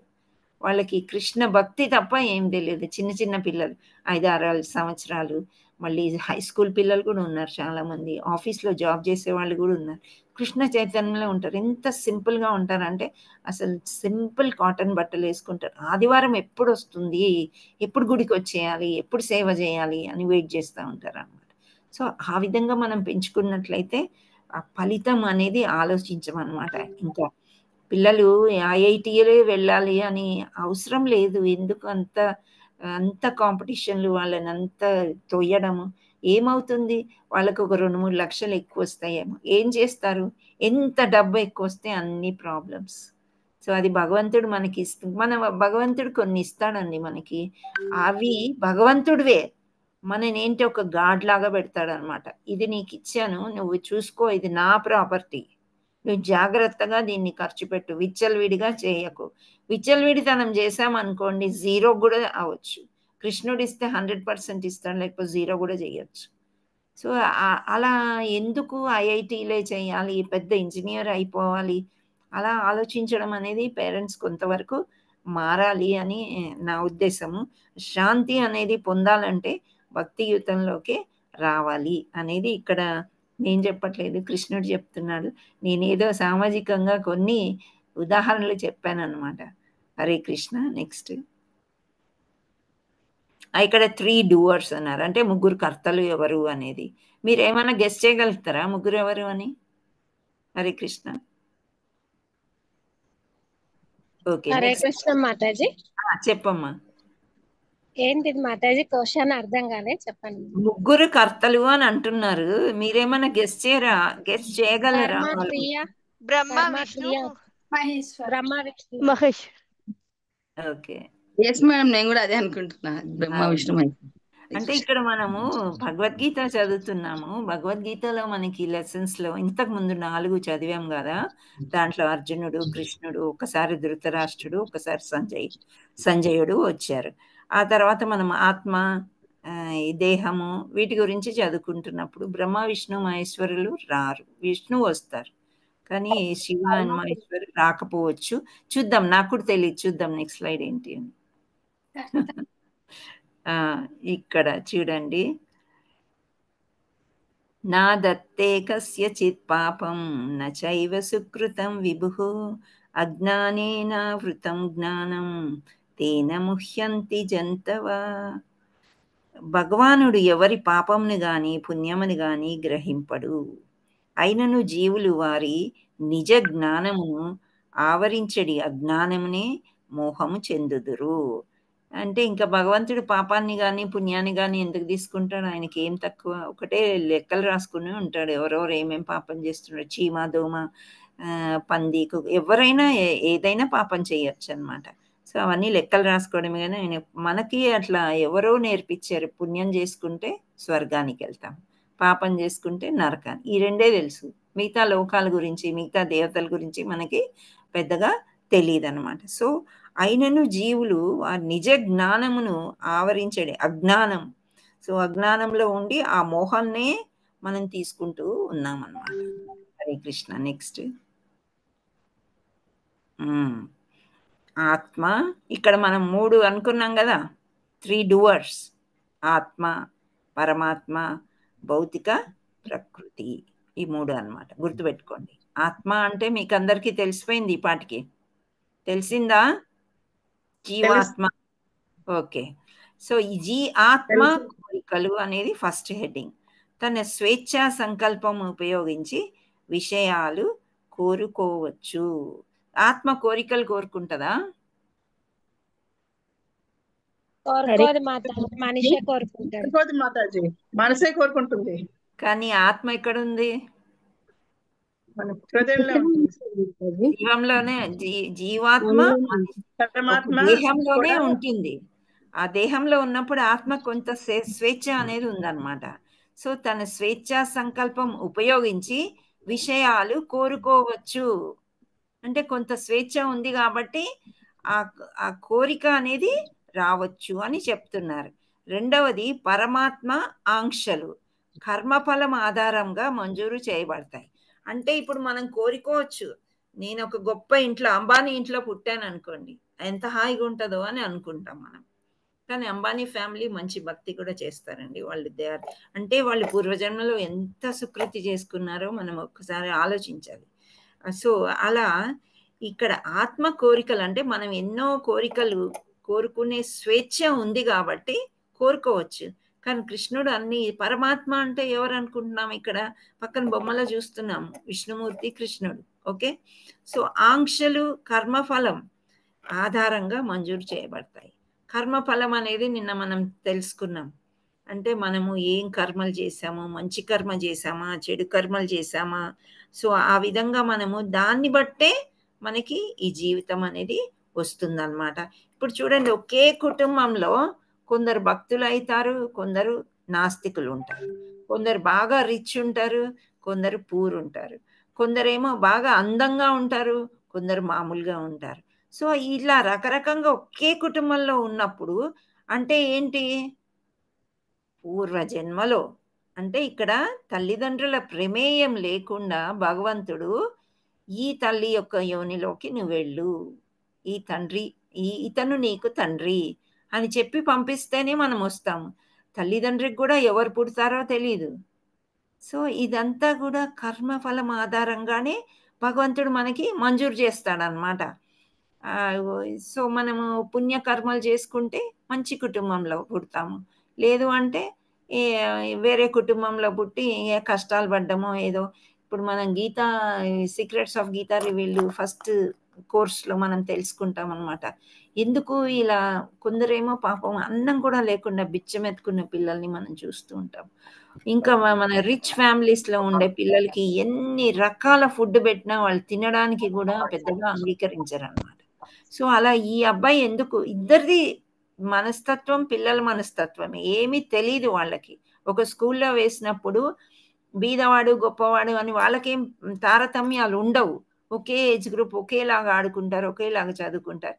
కానీ ఇక్కడ బీద కుటుంబంలో ఒకరు పుట్టాడు, గొప్ప కుటుంబంలో ఎందుకు పుట్టారు అని అంటే వాళ్ళ యొక్క కర్మఫలంని బట్టి అనమాట. వాడు ఎంతో పుణ్యం చేసుకున్నాడు, గొప్ప ఫలంలో. మేము లాస్ట్ 2 years బిఫోర్ యూకే వెళ్ళాం. వెళ్ళినప్పుడు ఆ ప్యాలెస్ ఉంటుంది, queen palace, queen Elizabeth palace. అది లోపలికి వెళ్ళని వారు బయట నుంచి చూస్తేనే ఓ పిచ్చి జనాలు, ఆనందంగా ఉంటుంది చూడ్డానికైతే, చాలా బాగుంది. సో అందులో ఉండే కుక్క కూడా ఎన్ని జన్మల నుంచి పుణ్యం చేసిందో అనిపించింది. అది నిజమేనంట. సో అందులో అంత రిచ్ ఫ్యామిలీలో ఒక డాగ్ లాగా పుట్టడం కూడా ఎంతో పెద్ద పుణ్యం చేసుకోవాలి అని చెప్తుంటారు. సో అలా అన్నమాట. సో ఇక్కడ మనకి కర్మఫలం ఆధారంగానే భగవంతుడు ఏ ఏ జన్మ ఇవ్వాలో ఆ జన్మ ఇస్తాడనమాట. ఒకరిని బాగా పీడించుకుని తిన్నామనుకోండి, సతాయించాము బాగా అన్నమాట, ఇంకా అన్లిమిటెడ్ అనమాట. కొందరు చెప్తూ ఉంటారు అత్తగారులు అని చెప్పి, అదని ఇదని. సో వాళ్ళని పులులు సింహాల్లాగా చేస్తాడంట భగవంతుడు. అంటే మానవ జన్మలోంచి కింద పడిపోతాం అనమాట. సో ధనం ఆశ ఎక్కువ ఉంటుంది కదా, కొందరికి ఎంత కూడబెట్టినా సరిపోదు వాళ్ళకి. సో అలాంటి వాళ్ళని పాముల్లాగా చేస్తాడంట. ఈ పాములు ఎప్పుడు ధనాగారం మీద కనిపిస్తూ ఉంటాయి కదా, సో ఆ విధంగా అన్నమాట. సో పాముకి ముంగిసకి అస్సలు పడదు, పోట్లాడుకుంటాయి. అంటే వైరం ఉంటే అలా జరుగుతుంది అనమాట. అందుకనే మనకి అట్లీస్ట్ పెద్దగా అయిన తర్వాత చచ్చిపోయే సమయంలోనన్నా ప్రశాంతంగా మనం ఉండాలన్నమాట. ఇటువంటి ఏవి కూడా మనసులో పెట్టుకోకుండా భగవంతుడు ధ్యానంలోనే ఉన్నట్లయితే మనం మంచి జన్మన్న పొందుతాము, లేదా మనం విష్ణులోకానికన్నా వెళ్ళిపోతాం అన్నమాట. సో ఆ విధంగా ఇక్కడ చెప్తున్నాడు, మీ కర్మను ఆధారంగానే మంజూరు చేయబడతాయి. సో ఇప్పుడు మనం ఇంతకుముందు చెప్పుకున్న ఉదాహరణ, సీట్ కొరకు పోట్లాట, పోటీతత్వం. ఇంత కష్టపడ్డాక కూడా ర్యాంక్ రాలేదనుకోండి, పిల్లలు ఎంతో డిప్రెస్లోకి వెళ్ళిపోతారు, తల్లిదండ్రులు కూడా డిప్రెస్లోకి వెళ్ళిపోతారు, మళ్ళీ ఎగ్జామ్ రాస్తారు, మళ్ళీ. సో అది ఏంటి అని అంటే అక్కడ కొన్ని ఆంక్షలు ఉన్నాయి. ఈ మార్క్స్కే ఈ సీట్ వస్తుంది, ఇది అచీవ్ చేయాలన్నమాట, కంపల్సరీ అది రావాలి, లేకపోతే ఆ సీట్. ఇదే విధంగా మన కర్మఫలాన్ని బట్టి మనం ఏవైనా కోరుకోవచ్చు, మన ఫలం ఏముందో అదే భగవంతుడు మనకి ఇస్తాడు. మూడవ దానికి వెళ్ళినట్టయితే భౌతిక ప్రకృతి చేపడుతుంది, కోరికలను అనుగుణంగా చర్యలను చేపట్టడం. సో కోరికలి అనుగుణంగా అంటే మనకి ఏదైతే కోరిక, భౌతిక ప్రకృతి అంటే భౌతిక ప్రపంచం అని మనం చెప్పుకోవచ్చు అనమాట. సో దీనిలో కోరికలు అనుగుణంగా చర్యలను చేపట్టడం అంటే మనకు ఒక చిన్న కోరిక కలిగింది, దానికి తగ్గ కర్మ మనం చేయాలన్నమాట. అంటే కష్టపడాలి, కష్టపడ్డప్పుడు మనకి ఇవ్వాలా లేదా భగవంతుడు. కానీ మన ఒక్కో టైంలో ఏమవుతుందంటే మనం చాలా కష్టపడుతూనే ఉంటాం అన్నమాట. సరే ఒక టైం వస్తుంది, మర్చిపోతాం దాని గురించి. సరే ఇది మనం కష్టపడ్డాం, అలవాటు అయిపోతుంది అనమాట. అలవాటు అయిపోయినప్పుడు సడన్గా ఒక పెద్ద గిఫ్ట్ లాగా వస్తుంది మనం ఏదైతే కోరుకున్నామో అది. సో అప్పుడు ఏమవుతుంది, మనకి కొంచెం అనుగుణంగా భౌతిక ప్రకృతిని అనుగుణంగా మనం వెళ్ళినట్లయితే కూడా దేర్ ఈజ్ ఎ ఛాన్స్, మనకి ఒక కోరిక తీరే ఛాన్స్ అనేది మనకు వస్తుంది అని చెప్తే, భౌతిక ప్రకృతి కూడా చేపడుతుంది కోరికలను అనుగుణంగా చర్యలను చేపట్టడం. హరే కృష్ణ. ఇక్కడ సంబంధం ఏం సంబంధం అని అంటే జీవ, ఈశ్వర, ప్రకృతి. జీవ అంటే జీవాత్మలం మనం, ఈశ్వర అంటే భగవంతుడు. ఓకే, జీవుడి నుంచి కోరికల ద్వారా ఈశ్వరుడు కర్మఫలాన్ని ఆధారంగా మాత్రమే ఇస్తాడు. సో ఆదేశాలు చేస్తాడు అనమాట ప్రకృతికి. సో ఆ తర్వాత చర్యలను చేపడ్డప్పుడు జీవుడి దగ్గరికి మళ్ళీ అవి గిఫ్ట్ లాగా వస్తాయని చెప్పా కదా అవి. సో ఆదేశం అంటే ఈశ్వరుడు అంటే భగవంతుడు ఆ ప్రకృతికి చేస్తాడు. ఇప్పుడు మనం యజ్ఞం చేస్తున్నాం, వర్షం కావాలి కావాలి కావాలి అని. సరే ఆ పిల్లలు అల్లాడిపోతున్నారు అని చెప్పి ఇంద్రదేవుడికి చెప్పి కొన్ని వర్షం చుక్కలు అంటే నీరుని మనకి అందజేసే అవకాశం ఉందన్నమాట. ప్రకృతి ద్వారా మనకి మన కోరికలు తీరే అవకాశాలు ఉన్నాయి. న్యాచురల్గానే ఇప్పుడు వర్షాకాలం పోతే ఎండాకాలం పోయిన తర్వాత మళ్ళీ వర్షాకాలం తర్వాత చలికాలం, ఇవన్నీ కాలాలు ఋతువులు మారుతూనే ఉంటాయి. ఈ లోపు ఏదైనా అవాంతరం జరిగినప్పుడు, ఒక్కోసారి ఎండలు ఎక్కువైపోయినప్పుడు అక్కడక్కడ యజ్ఞాలు చేయడం మీరు చూసుంటారు. అంటే ప్రకృతిని కూడా మనం కొంచెం పూజలు చేయడము అవన్నీ చేసినట్లయితే భగవంతుడు కర్మఫలం ఆధారంగా ఇచ్చినప్పటికీ కూడా కొన్ని ఆదేశాలు ఇస్తాడు, ప్రకృతికి చెప్తాడు, ఓకే నువ్వు వెళ్ళి ఈ పని చెయ్యి అని. మన దగ్గర కరెంటు పోయింది అనుకోండి, కరెంటు పోతే ఎలక్ట్రిసిటీ డిపార్ట్మెంట్కి మనం కాల్ చేస్తే ఇన్ని గంటలు పడుతుందమ్మా, అక్కడ ఏదో రిపేర్ అవుతుంది అని చెప్తారు. బాబు కొంచెం మాకు ఏదో క్లాస్ జరుగుతుంది, అర్జెంట్ ఉంది, కొంచెం చూడండి అని అంటే ఆ చేసే అవకాశాలు ఉన్నాయన్నమాట. అంటే ఇక్కడ ఏదో పెద్ద ఫంక్షన్ జరుగుతుందంట, ఒక కాలేజ్ స్టూడెంట్స్ వాళ్ళు వీళ్ళు ఉన్నారు అని చెప్తే కొంచెం తొందరలో ఇచ్చే అవకాశాలు కూడా ఉన్నాయి. మనం ముందే లెటర్ ఇచ్చామనుకోండి, అప్పుడు వాళ్ళు ఆ వర్క్ ఏదైతే ఉందో అది రాత్రికి కానీ మర్నాడికి కానీ పోస్ట్పోన్ చేసుకునే అవకాశాలు కూడా ఉంటాయి అన్నమాట. సో ఆ విధంగా ఇక్కడ భగవంతుడే ప్రకృతికి ఆదేశాలు ఇచ్చి ఆ చర్యలను చేపట్టేటట్టు చేస్తాడు. జీవుడు తాత్కాలికంగా సంతోషపడతాడు, కానీ అతని కోరిక తీరదు. అతనికి మరింత ఎక్కువ మరింత ఉన్నతమైన కావాలని కోరుకుంటాడు. ఇది చాలా నిజం కదా. మనకి చిన్నది ఏదన్నా దొరికింది అనంటే దాంతో సంతృప్తి పడడం చాలా కష్టం. మళ్ళీ ఇంకోటి కావాలి, ఇంకోటి కావాలి. ఒక చీర కొనుక్కున్నామంటే, ఒకటే కొనుక్కున్నామంటే ఇంకో 2, 3 కొనుక్కుంటే బాగుండేది. ఇంకా కాస్ట్లీది కొనుక్కుంటే బాగుండేది. ఒకవేళ చాలా కాస్ట్లీ కొనుక్కుంటే ఇంటికొచ్చిన తర్వాత ఇంత డబ్బు పెట్టేసానేంటి అనవసరంగా, అది ఒక చింత. అంటే ఏంటి అంటే ఇక్కడ ఏ చిన్న కోరిక ఉన్నా సరే మనకి ఒక చింత, ఒక వరి అనేది వెనకాల ఉంటుందన్నమాట. సో ఇక్కడ మనకి ఎంత కోరికలు ఎంత తీర్చినా భగవంతుడు అది తాత్కాలికమే ఆ సంతోషం. మనకి అలాగే ఉంటుంది, జంతువులకు ఉండదు మళ్ళీ అట్లా. వాటికి కడుపు నింపుకున్నంత వరకే. ఆ కడుపు నిండిన తర్వాత నువ్వు మీగడ పెట్టు, పెరుగు పెట్టు, ఏం పెట్టు, పిల్లి కానీ కుక్క కానీ అది తీసుకోదు. మనకు అట్లా కాదు, మనం తినేసి కడుపు నిండాక డబ్బా కూడా కట్టుకొని పోతాం, రాత్రికో రేపు తినొచ్చు అని చెప్పేసి. సో ఆ విధంగా అంటే ఇక్కడ ఏం చెప్తున్నారు అంటే కోరికలు తీర్చుకోవాలి అని మనము పూజలు చేస్తాము, ఏవో చేస్తుంటాం. కానీ ఒక కోరిక కాదు కదా, అది అయిపోయిన తర్వాత ఇంకో కోరిక పుడుతుంది. సో అది ఎండ్లెస్ అన్నమాట. అసలు దానికి పుట్టడము తర్వాత లాస్ట్ దాకా ఏమి ఉండదన్నమాట. ఇంకా కోరికలు అనేవి అలా వెళ్తూనే ఉంటాయి. అందుచేత ఇక్కడ ఏమంటున్నాడు, జీవుడు అంటే జీవాత్మ తాత్కాలికంగా సంతోషపడతాడు, కానీ అతని కోరిక తీరదు. అతనికి మరింత ఎక్కువ మరియు ఉన్నతమైన కావాలని కోరుకుంటాడు. ఇంకా ఎక్కువ కావాలి, ఇంకా ఎక్కువ కావాలి, ఇంకెంత ఎక్కువ నీకు భగవంతుడు వచ్చి ఇచ్చినా కానీ సరిపోదు. అది అణుచుకోవాలంటే ఇంద్రియ నిగ్రహం కావాలి, మనకి కొంత భక్తి కావాలి. సో దాని నుంచి మనం దూరమే వెళ్ళిపోయామనుకోండి, ఇంకా సంతోషమే సంతోషం. హరే కృష్ణ.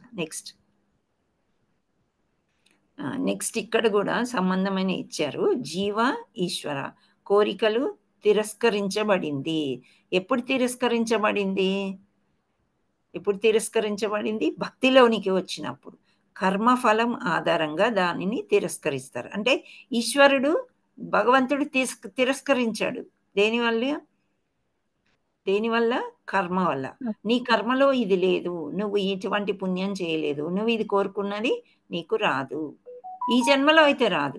మళ్ళీ ఇంకెప్పుడైనా ఇంకా పుణ్యం కట్టుకుని ఇంకా పుణ్యం చేసుకుంటే, నేను ఒక ఉదాహరణ ఇచ్చాను. నేను ధృతరాష్ట్రుడు 50 సంవత్సరాలు పట్టిందంట. సో ఎందుకు ఇన్ని సంవత్సరాలు నన్ను కష్టపెట్టావు అంటే, మరి నీ పుణ్యం చేసుకోవాలి. 100 కుమారులు కావాలంటే నీ పుణ్యం యాడ్ అయినాక అప్పుడు 100 కుమారులను పుట్టించిన తర్వాత ఇంకా అయిపోయింది నీ పని అన్నమాట. అందరినీ చంపేయడం జరిగింది. సో ఇక్కడ జీవ కోరికలు తిరస్కరించబడినవి ఎందుకు అంటే కర్మఫలం ఆధారంగా దానిని తిరస్కరించారు. ఎవరు? భగవంతుడు. జీవుడు విసుగు నిస్సహాయాలకు గురి అవుతాడు. ఎప్పుడైనా కోరిక తీరలేదంటే మనం ఏమనుకున్నాం? క్రోధం వస్తుంది, కోపం వస్తుంది. ఏదైనా కోరిక మనం అనుకున్నది జరగలేదు, ఇప్పుడు ఇలా చిటికేస్తే మనకు అయిపోవాలండి అన్నీ. ఎలా అవుతాయి? అవవు కదా. భగవంతుడు మనము ఈ ప్రకృతిని సృష్టించాడు, ఎన్ని సంవత్సరాలు పట్టిందో. ఒక చిన్న మొక్క పెడితే దాన్ని చూస్తూ ఉంటే ఒక కొత్తిమీర అయితే ఒక 10 రోజుల్లో వస్తుంది, మెంతికూర అయితే ఒక 5 రోజుల్లో వస్తుంది. ఇవన్నీ మనకు తెలుసు. అలాగే మన పాపం చేసుకున్న ఒక సీడ్ కూడా ఉంటుంది అనమాట. అది మొలకెత్తడానికి టైం పడుతుంది. పుణ్యాలు ఇప్పుడు చూడ్డానికి మనం అన్ని మంచి వాళ్ళలాగే కనిపిస్తాం, కానీ పూర్వజన్మలు ఆ జన్మలు చూసుకున్నట్లయితే మనకు తెలియదు ఏం చేసామనేది. అది అనమాట. సో ఎప్పుడైతే కోరికలు తీరవో భగవంతుడిని తిట్టుకుంటాం, పక్కింటి వాళ్ళని, ఎదురింటి వాళ్ళని, అందరినీ, ఇంట్లో వాళ్ళని కూడా తిట్టుకునే ఛాన్స్ ఉంది. జీవుడు విసుగు నిస్సహాయాలకి గురి అవుతాడు కోరిక తీరనప్పుడు. కానీ భగవంతుడు అలా నిలబడి చూస్తూనే ఉంటాడు, కర్మ ప్రకారమే ఇస్తాడు. పోనీలే అడుగుతున్నాడు ఇచ్చేద్దాం అనేది ఏమీ ఉండదు. హరే కృష్ణ. నెక్స్ట్, కోరికల్ని ఎలా శుద్ధి చేసుకోవాలి? ఇది మనం ఆల్రెడీ ఇంతకుముందు చదువుకున్నదే కదా, మళ్ళీ ఒకసారి చూద్దాం. Next slide. సో కోరికల్ని ఏ విధంగా చూసుకోవాలి అని అంటే, ఈక్వల్ విజన్ 5.17 to 26 సమాన దృష్టి. ఇక్కడ భగవంతుడు చూడండి, ఎన్నో ఈ పటంలో చూసినట్లయితే చాలా జంతువులు ఉన్నాయి. ఒక యోగి తపస్సు చేసుకుంటున్నాడు. ఆ భగవంతుడు యొక్క కిరణాలు మొక్కల మీద కానీ, పక్షుల మీద కానీ, జంతువుల మీద కానీ, మనిషి మీద కానీ ఒకేలాగా ప్రవహిస్తుంది.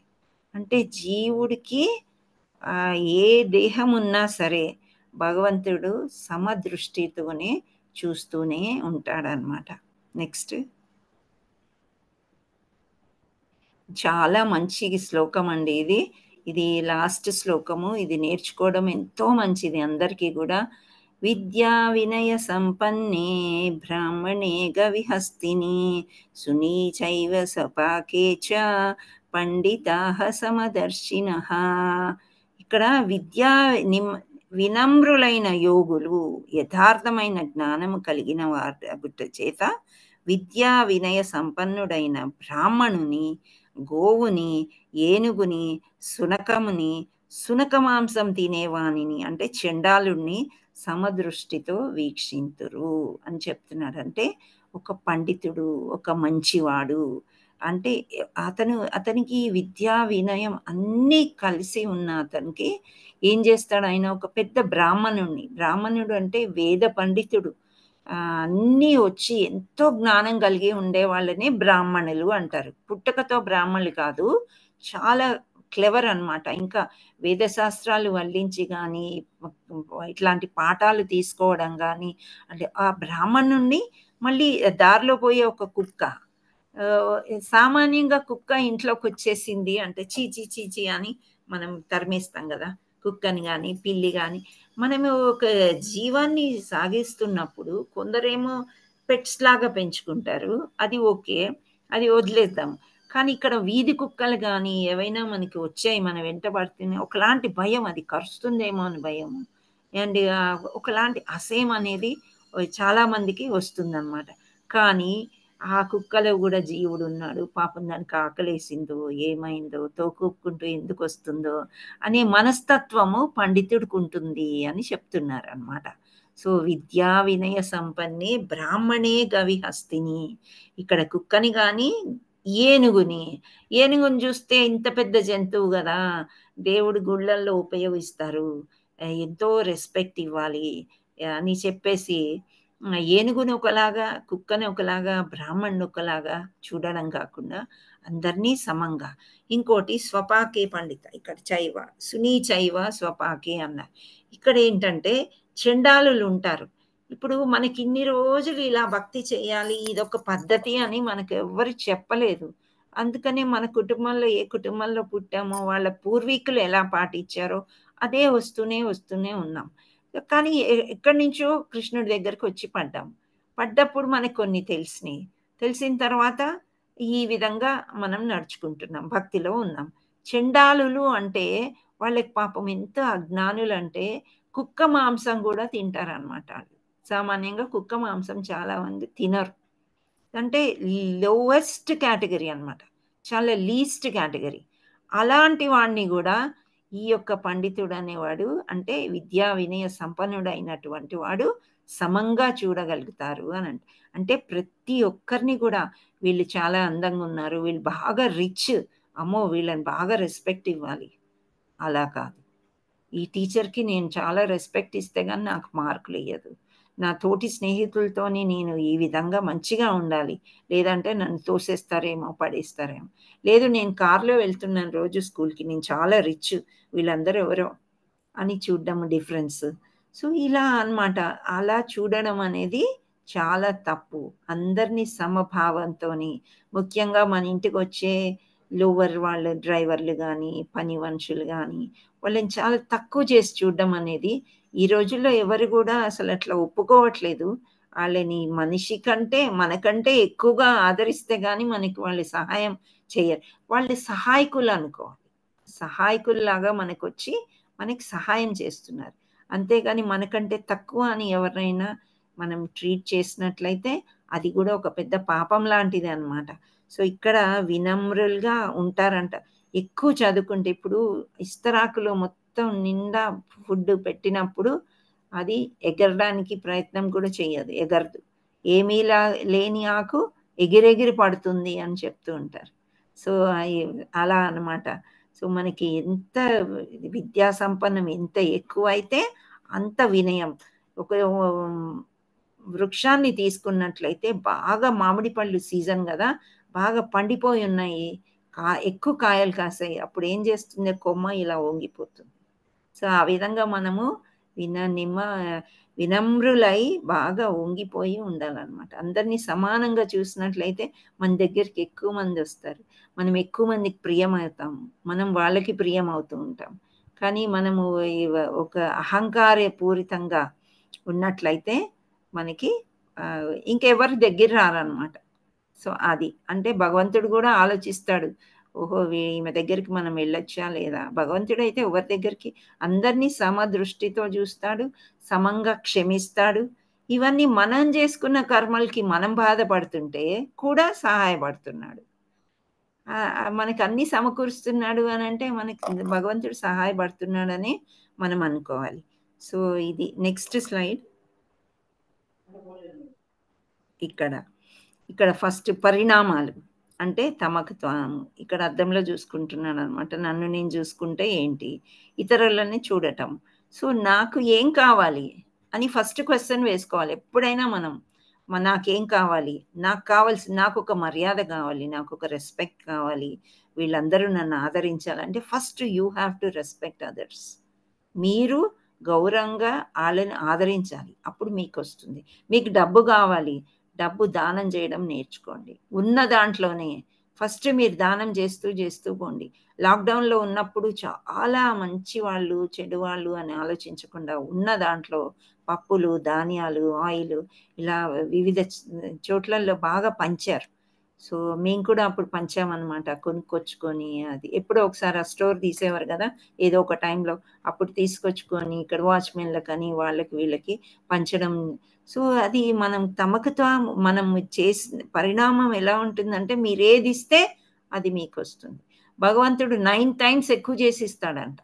సో మనము మన దగ్గర ఉన్న డబ్బుల్ని కొంతవరకు భగవంతుడికి ఇచ్చినట్లయితే, అంటే గుడికి, అన్నదానం కూడా కాదు అని చెప్తాడు కృష్ణుడు.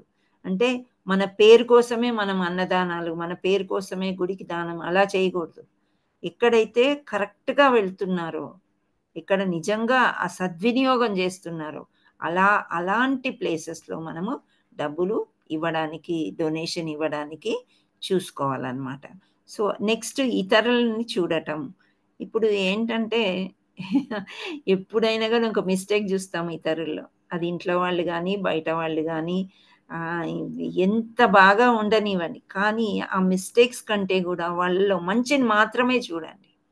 Only nice things. ఇప్పుడు ఒక ఉదాహరణ తీసుకున్నట్లయితే, అతడు పరమ లోభి, కానీ కొంతవరకు మనుషులతోని బాగా ఉంటాడు, ఎక్కువ ఆశించకుండా ఆయనకు వచ్చిన దాంట్లోనే కొంత దానం చేస్తాడు. సో లోభి అనేది ఆ పిసినార్తనము వాట్ ఎవర్ ఇట్ ఈస్ అది మర్చిపోండి. కానీ ఇతను దగ్గరికి వెళ్తే నాకు ఒక సహాయం అందుతుంది, కొన్ని డబ్బులు నాకు ఇస్తాడు, నాకు అత్యవసరం ఉండింది అని ఆ మంచి గుణం ఒకటే గుర్తుపెట్టుకోండి. ఒకరు పైకి చాలా కోపంగా కనిపిస్తారు, లోపల వాళ్ళ మనసు వెన్నలాగా ఉంటుంది, అది గుర్తుపెట్టుకోండి. అంతేగాని పైన కోపం ప్రదర్శించింది అది తప్పు అనుకోవాలన్నమాట. సో ఇతరుల్ని చూసేటప్పుడు ఏది మనం ఎలా ఉండాలనుకున్నామో అదే చూడండి. మనల్ని అందరు మెచ్చుకోవాలి కదా ఎప్పుడు. మన దగ్గర మంచిగా డబ్బులు ఉండాలి, సస్యశ్యామలంగా ఉండాలి, చాలా అందంగా ఉండాలి. సో అది భగవంతుడు ఇచ్చింది. అందం అనేది లేదనేది మనం చూసే కళ్ళని బట్టి ఉంటుంది. అందం చూడక్కర్లేదు, ఆ అమ్మాయి మా అబ్బాయో మనసు చూడండి, వాళ్ళు ఎంతో అందంగా కనిపిస్తారు మనకి. మా కృష్ణ చైతన్యంలోనైతే ఎవ్వరు ఎలా అసలు పట్టించుకోరు, దేహాన్ని అస్సలు పట్టించుకోరు. వెళ్ళామా, సేవ చేసామా, వచ్చామా, ప్రేమగా ఉన్నామా, ఇంతే. సో ఆ విధంగా మనకి ఏది కావాలో అది పరుల్లో చూడాలన్నమాట. చూసినప్పుడు మనలో అహంకారం ఉంటే వాళ్ళల్లో కూడా అహంకారం కనిపిస్తుంది, మనలో కోపం ఉంటే వాళ్ళల్లో కూడా కోపం అనేది కనిపిస్తుంది. సో మనలో అన్ని మంచి గుణాలే ఉన్నాయి. ఇవాళ స్టేట్మెంట్ ఇచ్చారు ప్రభుజీ, మీరందరూ చూసారో లేదో గ్రూప్లో, మంచి వాళ్ళకందరికీ కూడా ఎందుకు చెడు జరుగుతుంది అనేది ఒకటి పెట్టారు. అది తెలుసుకోవాలని ఉంటే ఈ సెషన్ వినండి అని. సో అందరం మనం మంచి వాళ్ళే అని అనుకుంటాము, నిజంగా కూడా మనం ఏ చెడు పనులు చెయ్యము, అసలు గుర్తు కూడా ఉండదు ఎప్పుడు చెడు పని చేసాము. కానీ మనకే చెడు జరుగుతుంది. ఎందుకు జరుగుతుంది అంటే ఎప్పుడో ఒక విత్తనం వేసాము, చెడు విత్తనం అన్నమాట. సో అది ఇప్పుడు బాగా మొలకెత్తి పెద్ద మాను అయింది. ఆ కష్టాల నుంచి వెళ్ళాలంటే భగవంతుడే మనకి దారి. కుంతి మహారాణి కానీ పాండవులు కానీ ఎన్ని కష్టాలు పడ్డారండి పాపం. చిన్నప్పుడే విషం కల్పిస్తారు భీముడికి, కానీ నాగలోకంకి వెళ్ళి అమృతం దాగి తిరిగి వస్తాడు. సో అంటే వజ్రాయుధం అలా అన్నమాట. తర్వాత లక్క గృహం కాల్చేస్తారు చంపేద్దామని. ఇవన్నీ కూడా తట్టుకుని ఎంత కష్టం, ఆఖరికి ద్రౌపది వస్త్రాపరణం చేస్తారు. కుటుంబంలోనే ఇవన్నీ జరిగినాయి. అయినా కానీ వాళ్ళన్నిటినీ తట్టుకున్నారు. ఎందుకు అంటే కృష్ణుని పక్కన పెట్టుకున్నారు. కుంతీదేవి మహారాణి అంటదంట, ఇప్పుడు మాకు ఈ సింహాసనం ఇవన్నీ ఇచ్చేసిన తర్వాత నువ్వు వెళ్ళిపోతావు కృష్ణ, వద్దు, మళ్ళీ మాకు కష్టాలు ఇస్తే నువ్వు మా పక్కనే ఉంటావు అని కోరుకుంటదంట ఆమె. ఆమెది ఒక పుస్తకం ఉంటుందండి, కుంతి మహారాణి పుస్తకము, చాలా బాగుంటుంది. సో ఆమె యొక్క బోధనలు అని అంటారు, ఆవిడ ఏం చెప్పారు అని చెప్పి. ఆమె ఏమంటారంటే, కృష్ణ నిన్ను చూడడానికి అందరి వల్ల కాదు, ఒక దివ్యత్వం ఉన్న వాళ్ళే నిన్ను చూడగలుగుతారు, అందరూ చూడలేరు నిన్ను అని చెప్తుంది అనమాట. సో అలా మనం అందరము కూడా కృష్ణుని బాగా ప్రార్థించి ప్రతిరోజు కూడా ఉదయం నాకు మంచి రోజునిచ్చావు, ఈ జన్మ తరించేటట్టు మనకి సహాయం చెయ్యి భగవంతుడా, నీ పాదాల దగ్గరికి నన్ను ఎప్పుడు తీసుకెళ్తావు అనే మనం కోరుకోవాలి. అంతేగాని నువ్వు నన్ను పుట్టించావు, నాకు ఇన్ని కష్టాలు ఇచ్చావు, నువ్వు కనిపించట్లేదు, నీకు అర్థం కావట్లేదా, ఇవి మనం ఎప్పుడు అనకూడదు. ఇతరులని కూడా మనం అనే ఛాన్స్ లేదు అనేది ఇక్కడ పరిణామాలు. మనం ఏం చేస్తే అవి మనకు తిరిగి వస్తాయని చెప్తున్నారు. నెక్స్ట్ హరే కృష్ణ. ఇక్కడ తమకు తాము అంటే బాధలోను ఆనందంలో ఒకేలాగా వ్యవహరిస్తారనమాట ఇక్కడ. సో పరిణామాలు ఎలా ఉంటాయండి, తమకు తాము దాంట్లో బాధలోని ఇప్పుడు వాళ్ళకి అన్ని అండర్స్టాండింగ్ వచ్చింది కదా, నేను ఎలా ఉండాలి అని తెలిసిపోయినప్పుడు ఒకేలాగా ఉంటారు అనమాట. ఆనందం వచ్చినా ఒకలాగానే ఉంటారు. ఓ నాకు ఐఐటీలో సీట్ వచ్చింది, అవునా, ఏముందిలే చాలా మందికి వస్తుంది, మనకు కూడా వచ్చేసింది, అదనమాట ఆ లెవెల్. సో ఇక్కడ మనం ఎంత హై టీచింగ్ చేసినా కానీ మీరు బాగా చెప్పారు అంటే ఏదో గురుకృప, ప్రయత్నం చేశాను, ఇంకా నాకు చాలా నేర్చుకునేది ఉంది. బాధలో కూడా ఇప్పుడు ఎన్నో బాధలు ఉంటాయి ప్రతి ఒక్కరికి కూడా. ఇప్పుడు మా శిక్షా గురువుల యొక్క ఉదాహరణలు తీసుకున్నట్లయితే, వాళ్ళు ఒక్కొక్కసారి వాళ్ళ ఇంట్లో పేరెంట్స్కి బాగోదు, అలాగే క్లాసులు తీసుకుంటారు, హౌస్ ప్రోగ్రామ్ తీసుకుంటారు, ఇక్కడ ఏ ఆటంకం చేయరు అనమాట. అంటే పెద్ద బాధలో ఉన్న ఆనందంలో ఉన్న ఒకేలాగా వ్యవహరిస్తారు ఎవరు, పండితులు. సాహసాన్ని సహజంగా కలిగి ఉంటారు, నిజంగానే అంటే లోపల నుంచే వాళ్ళు దృఢంగా ఉంటారు అనమాట. ఇంకా అన్ని భగవంతుడే అనుకున్నప్పుడు అది నమ్ముతారు. తన నుండి మరియు ఇతరుల నుండి అవాస్తవ అంచనాలను వదిలివేస్తారు. అవాస్తవం అంటే ఏదైతే జరగదు అటువంటి అంచనాలే వాళ్ళు పెట్టుకోరు అనమాట. అంటే don't expect anything from others, అంతే. నువ్వేవైతే ఇవ్వలేవో అది వేరే వాళ్ళ దగ్గర నుంచి నువ్వు ఎక్స్పెక్ట్ చెయ్యొద్దు, అదే అన్నమాట. ఒకవేళ ఇచ్చి ఉంటే నువ్వు ఒక జన్మలోనో ఏదో జన్మలో తప్పకుండా నీకు తిరిగి వస్తాయి, అది భగవంతుడే చెప్తున్నాడు. నెక్స్ట్ సో ఇవన్నీ చేసినప్పుడు లాస్ట్కి శాంతియుత జీవనం గడిపేస్తారనమాట, శాంతంగా హాయిగా అనమాట. ఎటువంటి బాధరబందీలు ఉండవు మనకి ఇంకా. సో ఆ విధంగా జరుగుతుంది అని చెప్తారు. నెక్స్ట్ హరే కృష్ణ. ఇక్కడ నిజమైన సోదర భావం ప్రతి ఒక్కరిని భగవంతుని ఆలయంలో భావిస్తారు. ఇక్కడ మన దేహాన్ని చూసినట్లయితే భగవంతుని యొక్క ఆలయం అంటున్నారు. ఎందుకు అంటే పరమాత్మ మనలో ఉన్నాడు. ఇక్కడ చూసారా, పులిని చూపిస్తున్నారు, ఏవో దీగలు దోమలు అన్నిట్లో కూడా పరమాత్ముడు కనిపిస్తున్నాడు. వీళ్ళిద్దరిలో కూడా పరమాత్ముడు ఉన్నాడు. అందుకని నిజమైన సోదర భావం అంటే గోలోకం నుంచే మన అందరం వచ్చాము, ఇక్కడ సోదరులాగా మనం బతికేద్దాం కలిసిమెలిసి చక్కగా. ఆ తర్వాత మళ్ళీ గోలోకానికి వెళ్ళిపోవచ్చు. ఇక్కడ మనకి ఏమన్నా పనులు ఉన్నాయేమో చేసేసుకుని వెళ్ళిపోవడమే. ప్రతి ఒక్కరిని భగవంతుని ఆలయంలోగా చూడడం. మనం భగవంతుడు ఉండే దగ్గర ఆలయం అంటాం కదా, గుడి అంటాం కదా. సో ప్రతి ఒక్క దేహం కూడా గుడి. సో ఒక మనిషికి మనకి పని చేయడానికి ఇష్టం లేకపోతే, అయ్యో నేను నీకు చేయట్లేదు నాయన, నేను భగవంతుడికి చేస్తున్నా, భగవంతుడి పాదాలు కడుగుతున్నా, భగవంతుడిని తుడుస్తున్నా, భగవంతుడికి బట్టలు వేస్తున్నా అలా అనుకొని మనము జీవనాన్ని సాగించుకోవాలన్నమాట.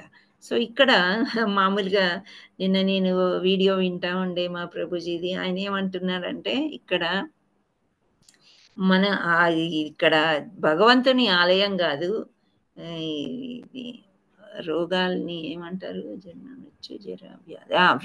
వ్యాధి ఆలయము మనకు అని చెప్తున్నారు. నిజమే కదా. ఇప్పుడు మనం టెస్ట్లకి వెళ్ళని రోజులల్లా మనం we are very healthy and we are very good. ఏదో చిన్న విషయానికి డాక్టర్ దగ్గరికి వెళ్ళి ఒక టెస్ట్ చేసుకున్నాము అంటే నీకు థైరాయిడ్ ఉంది, నీకు ఇది ఉంది, అది ఉంది, ఎన్నో రోగాలు మనకి బయటపడుతూ ఉంటాయి. అంటే వ్యాధి, జన్మ మృత్యు జరా వ్యాధి నుండి మనం ఏదైతే తప్పించుకోలేమో అలా ఈ రోజుల్లో ఇన్ని వ్యాధులు ఉన్నాయంటే అది వ్యాధి యొక్క ఆలయం అని మనం అనుకోవచ్చు అని చెప్తున్నారనమాట. అంటే ఆ వ్యాధులు రాకుండా ఉండాలంటే మనం చిన్నప్పటి నుంచే భక్తి చేయాలి, కానీ అది తప్పించుకోవడానికి లేదు. వచ్చినా సరే మనం సంతోషంగా దాన్ని ఏం చెయ్యాలి అనేది ఆలోచించుకుంటూ ముందుకు వెళ్ళిపోవాలన్నమాట. నెక్స్ట్. హరే కృష్ణ.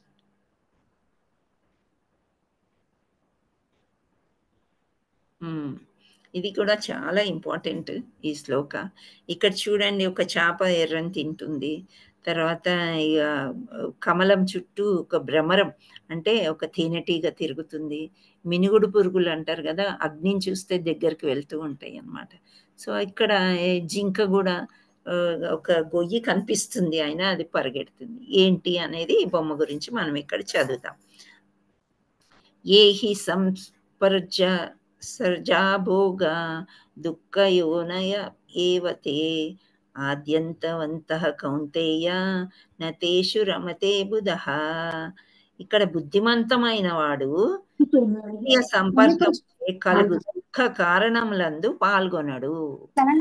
కౌంతేయ, ఆ సుఖములు ఆద్యంతములు కూడియున్నందున తెలివిగలవాడు వాని యందు ప్రియమును పొందడు.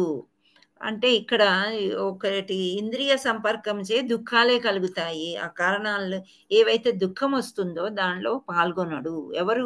బుద్ధిమంతుడైన వాడు. ఇక్కడ ఏం చెప్తున్నారంటే ఆ తేనెటీగ ఆ పువ్వు చుట్టూ ఆ లోపల మకరందాన్ని కోసం వెళ్తుంది.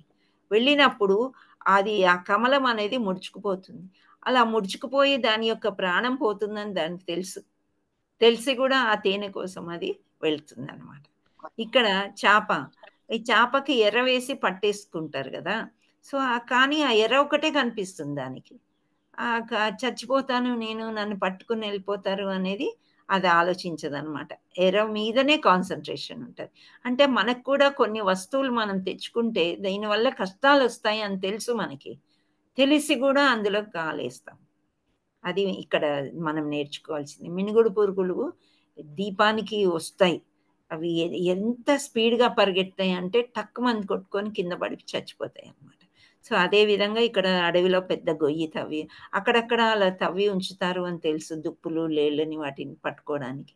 అయితే అది దానికి తెలుసు, కానీ ఆ సమయానికి ఇప్పుడు మనం ఇంట్లో ర్యాట్ బోన్స్ ఉంటాయి కదా, దానికి ఒక టమాటాను ఏదో పెడితే దానికి తెలుసు అందులోకి వెళ్తే అది పడిపోయిందంటే అందులో చిక్కుకుపోతుందని చెప్పి. కానీ ఆ టమాటా యొక్క ఆకర్షణ, టమాటా కానీ ఏదైనా ఒక పెట్టిన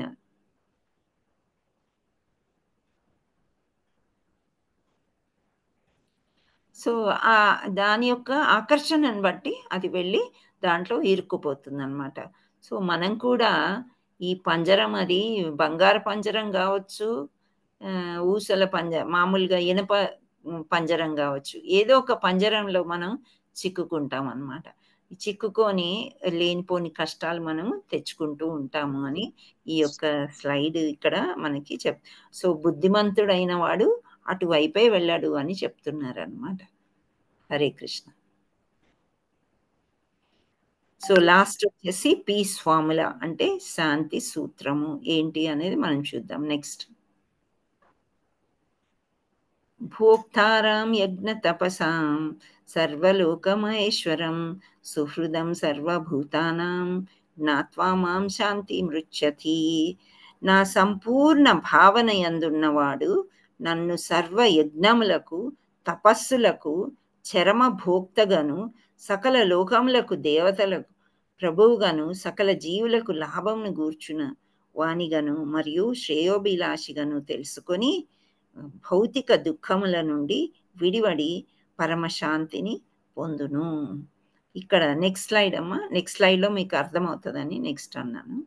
ఇక్కడ చూడండి, భోక్తారాం యజ్ఞ తపసాం అంటే మనం భుజించేటప్పుడు కానీ మనకి ఏ విధంగా మనం చదువుకున్నాం నిన్న ఆహారం, మొన్న చదువుకున్నాం ఆహారం ఎక్కడి నుంచి వస్తుంది, యజ్ఞం చేస్తే వర్షాలు పడతాయి, వర్షం వల్ల పంటలు పండుతాయి, మనం వండుకుని అవన్నీ కూడా భగవంతుడికి. ఇక్కడ కృష్ణ లీలలు చిన్నప్పుడు అనమాట. కృష్ణుడు చిన్నప్పుడు నేను ఆవులు తోలడానికి నేను కూడా వెళ్తా అని ఏడిస్తే పెద్ద పూజ చేస్తారనమాట. చేసి ఆ గోవుల్ని వీళ్ళందరికీ కూడా అప్పచెప్పి అడవిలోకి వెళ్తే అందరూ పట్టుకొని వచ్చి ఫస్ట్ కృష్ణుడికే పెడతారంట. అన్నీ కూడా నాది తిను నాది తిను నాది తిను అని పెట్టి ఆ తర్వాత అందరూ కలిసి తినుకుంటూ ఆనందిస్తారనమాట.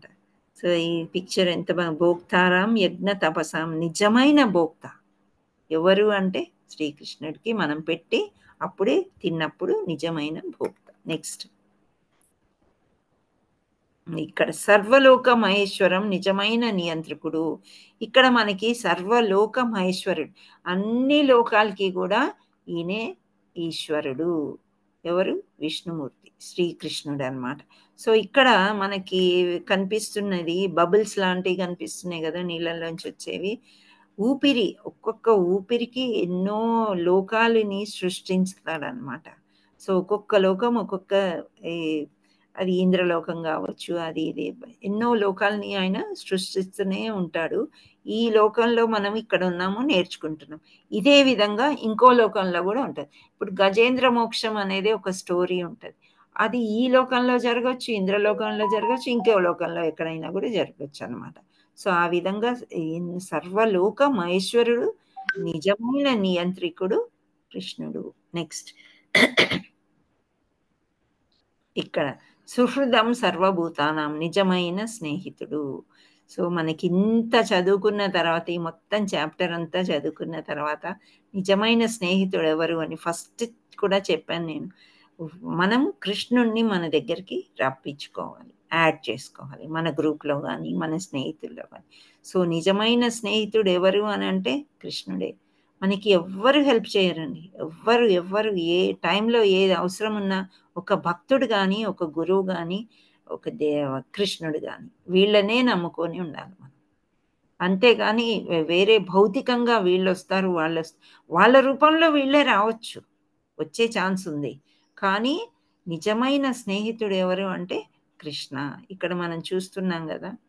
సో ఈ గోపబాలికలు ఇక్కడ వీళ్ళందరూ కూడా ఆ పూలదండ తీసుకొస్తుంది రాధారాణి అవ్వచ్చు. అంటే డెకరేషన్, వాళ్ళకి ఒక్కటే ఆలోచన, వ్రజభూమిలో కృష్ణుడికి తినిపించాలి, కృష్ణుడిని తయారు చేయాలి, కృష్ణుడి దగ్గర ఉండాలి. అప్పుడు కృష్ణుడు నన్ను కౌగలించుకున్నాడు, నాకు ఇచ్చేసాడు, నాకు అది చేసాడు, ఆయన లీలలు చెప్పుకోవడము. మామూలుగా మనుషులే కాదు, గోపికలు గోప బాలులే కాకుండా ఇక్కడ చూస్తున్నారా చిన్న పక్షులు, జంతువులు. ఒక్కొక్క ఆవుకి ఒక్కొక్క 9 లక్షల ఆవులు ఉండేవంట నందమహారాజ్కి. ఒక్కొక్క పేరు పెట్టుకున్నాడు కృష్ణుడు. సో వాళ్ళు శ్రీకృష్ణుడిని ఆవులు కాపరిగా వెళ్ళే టైంలో యశోదామాత కంగారు పడుతుందంట బాగా. నాయన బూట్లు వేసుకో, ముళ్ళు అవి రాళ్ళు రప్పలు ఉంటే గుచ్చుకుంటాయి అని చెప్తే, లేదు నువ్వు 9 లక్షల ఆవులకి బూట్లు కొనిచ్చు, షూస్ కొనిచ్చు, నేను వేసుకుంటా అంటాడంట. ఇవన్నీ ఆవులు వినేస్తాయి అంట. వినేసి ఇప్పుడు మా కృష్ణుడు వస్తున్నాడు మా కాపలి, మేమంతా కూడా ఈ రాళ్ళు ఏవి కూడా గుచ్చుకోకూడదని చెప్పి వాటి యొక్క గిట్టల చేత అన్ని దంచి దంచి దంచి మెత్తగా చేసేస్తాయి అన్నమాట, ఒక్క రాయి లేకుండా. సో అందుకని మనం బృందావనం వెళ్ళినప్పుడు సన్న రవ్వ ఉంటుంది కదా, అలా ఉంటుంది ఇసుక. అక్కడ ఎంత హాయిగా ఉంటుందో ముట్టుకుంటే. అవన్నీ కూడా ఆవులు కృష్ణుడి కోసం ఏర్పాటు చేయడం అన్నమాట. సో సర్వ జీవుల హృదయంలో సుహృద సర్వభూతానాం, ప్రతి ఒక్క జీవులో ఉండి ప్రతి ఒక్క జీవుడికి నిజమైన స్నేహితుల్లాగా ఉండేవాడు శ్రీకృష్ణుడే అని ఇక్కడ చెప్తున్నారు. అది నమ్మినప్పుడు అంత శాంతం ఇంకెక్కడ కూడా మనకి దొరకదనమాట. Hare Krishna. I think this is the last. So ఇక్కడ సమీక్ష చూసినట్లయితే ఒకసారి మళ్ళీ ఇందాక చదివిన వాళ్ళే కాకుండా వేరే ఎవరైనా చదువుతారా హ్యాండ్ రేస్ చేసి? జై శ్రీకృష్ణ. సమీక్ష కర్మ సన్యాస యోగం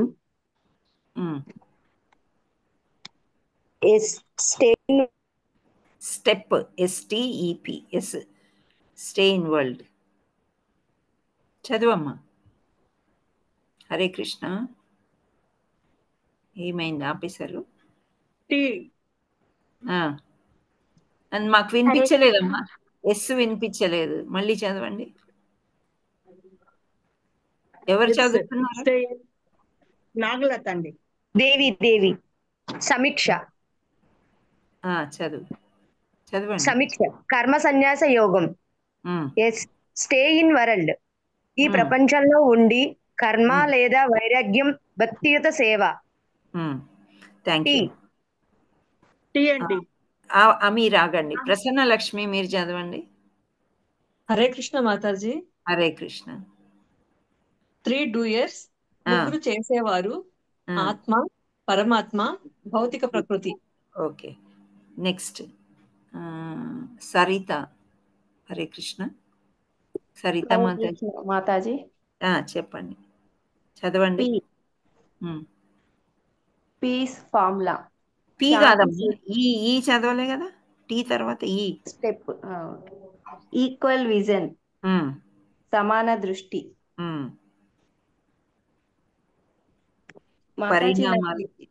స్క్రీన్ లో ఇది కనబడట్లేదు. ఓకే, నేను చదువుతాను. పరిణామాలు. ఇప్పుడు కనబడు. పరిణామాలు తమను తాము ఇతరులను చూడడం. Okay, thank you. Next last P. Hare Krishna Mataji. ఎవరు చదువుతున్నారు? తులసి చదువుతా మాతాజీ. చదవండి. పీస్ ఫార్ములా, శాంతి సూత్రం 27-29 అధ్యాయంలో సర్వయజ్ఞములకు భోక్త, సకల లోకాలకు ప్రభు, అందరికీ శ్రేయోభిలాషి. 27 నుంచి 29 శ్లోకాలు అవి. ఓకే, సో ఈ స్టెప్ లో మనం ఫస్ట్ స్టెప్ ఏంటంటే కర్మ లేదా వైరాగ్యము భక్తియుత సేవ. రెండవది చూసినట్లయితే ముగ్గురు ఎవరు అనంటే ఆత్మ, పరమాత్మ, భౌతిక ప్రకృతి. తర్వాత అందరినీ కూడా సమదృష్టితో చూడాలి. ఏంటి పరిణామాలు? తమను తాను చూసుకోవడము, ఇతరులని ఏ విధంగా. లాస్ట్కి వచ్చేసేసి పీస్ ఫార్ములా. సర్వ యజ్ఞాలకి భోక్త, సకల లోకాలకు ప్రభువు, అందరికీ శ్రేయోభిలాషి. ఎవరు అంటే శ్రీకృష్ణుడు. హరే కృష్ణ. నెక్స్ట్ హరే కృష్ణ. ఇది అందరు చెప్పండి. Hare Krishna Hare Krishna Krishna Krishna Hare Hare, Hare Rama Krishna Hare Hare, Hare Hare, Hare Rama Rama Rama Hare Hare Krishna Hare Rama Hare Rama Rama Rama Hare Hare, Hare Krishna Hare Krishna Krishna Krishna Hare Hare, Hare Hare, Hare Rama Hare Rama Rama Rama Hare Hare, Hare Krishna Krishna Krishna Hare Hare, Krishna Rama Hare Rama Rama Hare Hare, Hare Rama Hare Rama Rama Hare Hare. Hare Krishna. Thank you so much. Rama Rama Hare Hare. Okay, can you all see me? నేను కనిపిస్తున్నానా? ఎస్ మాతాజీ. అయితే ఇక్కడ గీత మహత్యమ అని మనము చెప్పుకోలేదు స్టార్టింగ్ లో. అంటే డైలీ బాగా లేట్ అవుతుంది కదా, తర్వాత చెప్దామని ముందు క్లాస్ చెప్పాను. సో ఇక్కడ ఏమవుతుందంటే ఇప్పుడు మనము 5వ అధ్యాయం యొక్క గొప్పతనం ఏంటి అని మనం చెప్పుకుంటున్నాం.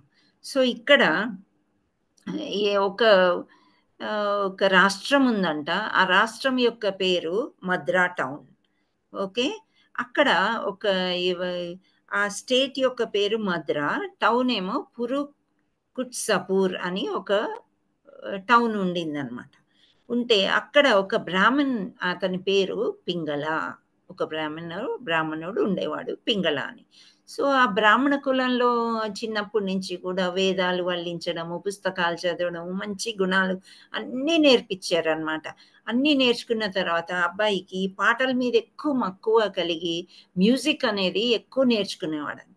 ఎంత బాగా పాటలు పాడేవాడంటే, సో ఆయనకి రాజు కొలువులో ఆస్థానంలో కొలువు దొరికింది. అంటే అక్కడ ఒక రాజు దగ్గర ఉండి పాటలు పాడుతూ అందరినీ మంచిగా ఉండేవాడనమాట. అయితే అతనికి ఒక చిన్న అహంకారం లాంటిది వచ్చేసింది. రాజ ఆస్థానంలో కొలువు దొరికింది అని రాజుకి బాగా దగ్గరయ్యి అందరి మీద ఏదో ఒక చాడీలు చెప్పడం కానీ, అందరి గురించి కొంచెము వేరే విధంగా బ్యాడ్గా మాట్లాడడము, సో అలా బ్యాడ్ క్వాలిటీస్ ఎక్కువ వచ్చేసి వ్యసనపరుడు అయిపోయి అలా ఉండేవాడంట. సో అసలు బ్రాహ్మణ్ అంటే ఎవరు నమ్మసక్యం కానట్లుగా ఉండేవాడు. ఈ పక్కన అరుణ అని అతని యొక్క అర్ధాంగి. ఈ అరుణ ఏంటంటే ఒక లో క్లాస్ నుంచి వచ్చినటువంటి బిహేవియర్ అలా ఉండేదంట. అంటే పరాయి మగవాళ్లతో తిరుగుతూ ఆ విధంగా చెడు వ్యసనాలకి బాగా లోనయ్యి అలా ఉండేదంట.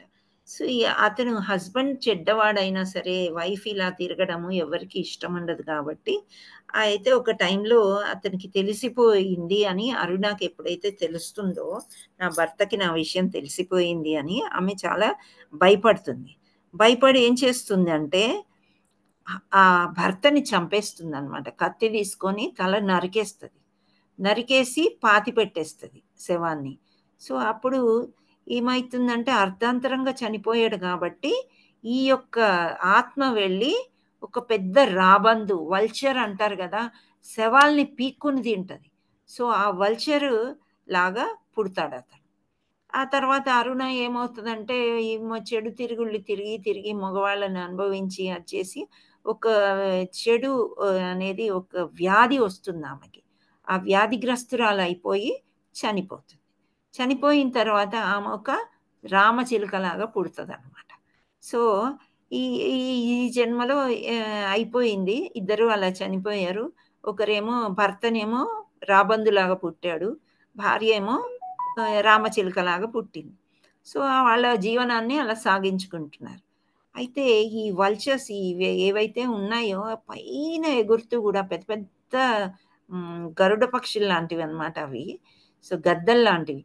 సో అవి ఎగురుతూ కూడా వాటి చూపు చాలా షార్ప్గా ఉంటుందంట. సో ఇది ఒకసారి రామచిలుకని చూసి వాటికి పూర్వజన్మ గుర్తొచ్చేసి భార్య అని గుర్తించేసి రయ్యమని వచ్చేసి పొడిచి ఆ రామచిలుకని చంపేస్తే ఆ రామచిలుక ఏమవుతుంది, కింద ఒక పుర్రె ఉంటుంది. పుర్రె అంటే మీకు తెలుసా, స్కల్. ఎవరినైనా కాల్ చేసినప్పుడు ఒక్కోసారి ఆ స్కల్ కాలదనమాట, బోన్స్ కూడా కాలవు కొన్ని. సో ఆ స్కల్ నిండా వర్షం నీళ్ళు నీళ్లు నిండి ఉన్నాయి. సో ఈ చనిపోయిన రామచిలుక ఆ దాంట్లో పడుతుంది, ఆ నీళ్ళల్లో పడిపోతుంది. ఇంతలోకే ఒక బోయవాడు ఈ యొక్క గ్రద్దని లేదా రాబందు అనుకోండి, దాన్ని ఆరోతోని షూట్ చేసి చంపేస్తాడు. సో అది కూడా గిలగిలా కొట్టుకుని ఆ పుర్రలోనే పడుతుందంట. సో ఇద్దరు కూడా ఆ నీళ్ళల్లో ఆ పుర్రెలో పడ్డారు. అంటే they fall in the skull అనమాట. అప్పుడు వెంటనే ఎవరైనా చనిపోతే ఎవరి దగ్గరికి వస్తారు అంటే యమధర్మరాజు. సో యమధర్మరాజు పరిగెత్తుకుంటూ వచ్చి వీళ్ళిద్దరిని తీసుకెళ్తాడు అనమాట. సో యమలోకానికి వెళ్తున్నాం కదా అని వీళ్ళు అనుకుంటారు. వెళ్ళిన తర్వాత మీరిద్దరు కూడా వైకుంఠానికి వెళ్ళే అర్హులు అని చెప్పేసి వైకుంఠానికి వెళ్ళండి అని వైకుంఠానికి పంపిస్తాడంట. ఇదేంటి, ఎందుకు, మేము చేసిన పాపాలు మాకు గుర్తొచ్చినాయి, మేము చాలా పాపాత్ములమే అని చెప్తారంట ఇద్దరు. అంటే మీరు పాపాత్ములే, కానీ మీరు పడ్డది ఆ పుర్రెలో ఏదైతే నీళ్ళల్లో పడ్డారో ఆ పుర్రె ఎవరిది అనుకుంటున్నారు, ఒక మహా ఋషిది. వట్ అనే మహర్షి ఎప్పుడు చూడు 5వ అధ్యాయం చదివేవాడంట. భగవద్గీత 5వ అధ్యాయం చదువుతూ ఆయన బాడీ మొత్తం ప్యూరిఫై. మనం ఇక్కడ ఎన్ని పాఠాలు నేర్చుకున్నా హృదయం ప్యూరిఫై అవ్వాలి, శుద్ధీకరణ జరగాలి అని నేర్చుకున్నాం. కానీ ఆయనకి ఏమైపోయింది, అన్ని ఇంద్రియాలు లైక్ కాళ్ళు, చేతులు, పుర్రె, ఆయన శరీరం మొత్తం కూడా బాగా శుద్ధీకరణ జరిగిందంట. సో అటువంటి పుర్రెలో వీళ్ళు పడ్డారు కాబట్టి 5వ అధ్యాయం ఆయన చదివి ఉన్నాడు, అంత శుద్ధ స్కల్ ఆ పుర్రెలో పడ్డాడు కాబట్టి వీళ్ళకి వైకుంఠ ప్రాప్తి లభిస్తుంది అనమాట, వీళ్ళిద్దరికి కూడా. అది 5వ అధ్యాయం యొక్క మహత్యం అన్నమాట. Hare Krishna Krishna Krishna Hare Hare, Hare Rama Rama Rama Hare Hare. Hare Krishna. Thank you all so much for joining again. Mataji, Hari బోల్. Hare Krishna Mataji. Thank you all. Mataji, Hare Krishna Mataji. Hare Krishna Mataji, దండవత్ ప్రణామం. ధన్యవాదాలు. ఈరోజు కొంచెం ఈరోజు కొంచెం టైంకి కంప్లీట్ చేయాలన్న ప్రయత్నం చేశాను, అప్పటికైనా 12:41 అయింది. హరే కృష్ణ. రేపటి క్లాస్ గురించి పోల్ పెట్టారమ్మా, ఆ పోల్ ఒకటి మీరు చూసుకోండి. ఎంత అంటే మెజారిటీ క్లాస్ కావాలని ఇందాక నేను చూసాను, ఇప్పుడు చూస్తాను. మెజారిటీ ఉందండి. మెజారిటీ ఉందా? మాతాజీ. ఓకే, ఏమైనా క్వశ్చన్స్ ఉన్నాయా? హరే కృష్ణ మాతాజీ. చాలా బాగా చెప్పారు మాతాజీ. థ్యాంక్ యూ అమ్మా. హరే కృష్ణ. మాతాజీ మీరు చెప్పే విధానం చాలా బాగుంది మాతాజీ. థ్యాంక్ యూ అమ్మా. మాతాజీ మేము మీ వే ఆఫ్ ద టీచింగ్ కే అట్రాక్ట్ అయిపోయినాం మాతాజీ. అవును మాతాజీ, కరెక్ట్. అంతే మా గురువుల కృప అమ్మా. Thank you. హరే అంటే కృష్ణ అన్ని అర్థమైపోయి అసలు క్వశ్చన్సే రావట్లేదా? నిన్న మనం అనుకున్నాం కదా, ప్రణిపాతైన పరిప్రశ్నైన సేవయ అని చెప్పి. అంటే మీకు అన్ని అర్థమైపోతున్నాయా, లేకపోతే అస్సలు అర్థం కావట్లేదా, క్వశ్చన్స్ రావట్లేదా? అంటే నాకు సింపుల్ గా చెప్తున్నారు మాతాజీ, బాగా అర్థమయ్యేటట్టు. దాని గురించి ఉన్నట్టు రావట్లేదు. అయితే మీరు కొంచెం ఎవరైనా హ్యాండ్ రేస్ చేయండి అమ్మా. రేపు క్లాసెస్ ఇక్కడ 10 ఓట్లు వచ్చాయి క్లాస్ కావాలి అని. ఇంకా క్లాస్ రద్దు చేయాలి అది ఏమీ రాలేదు.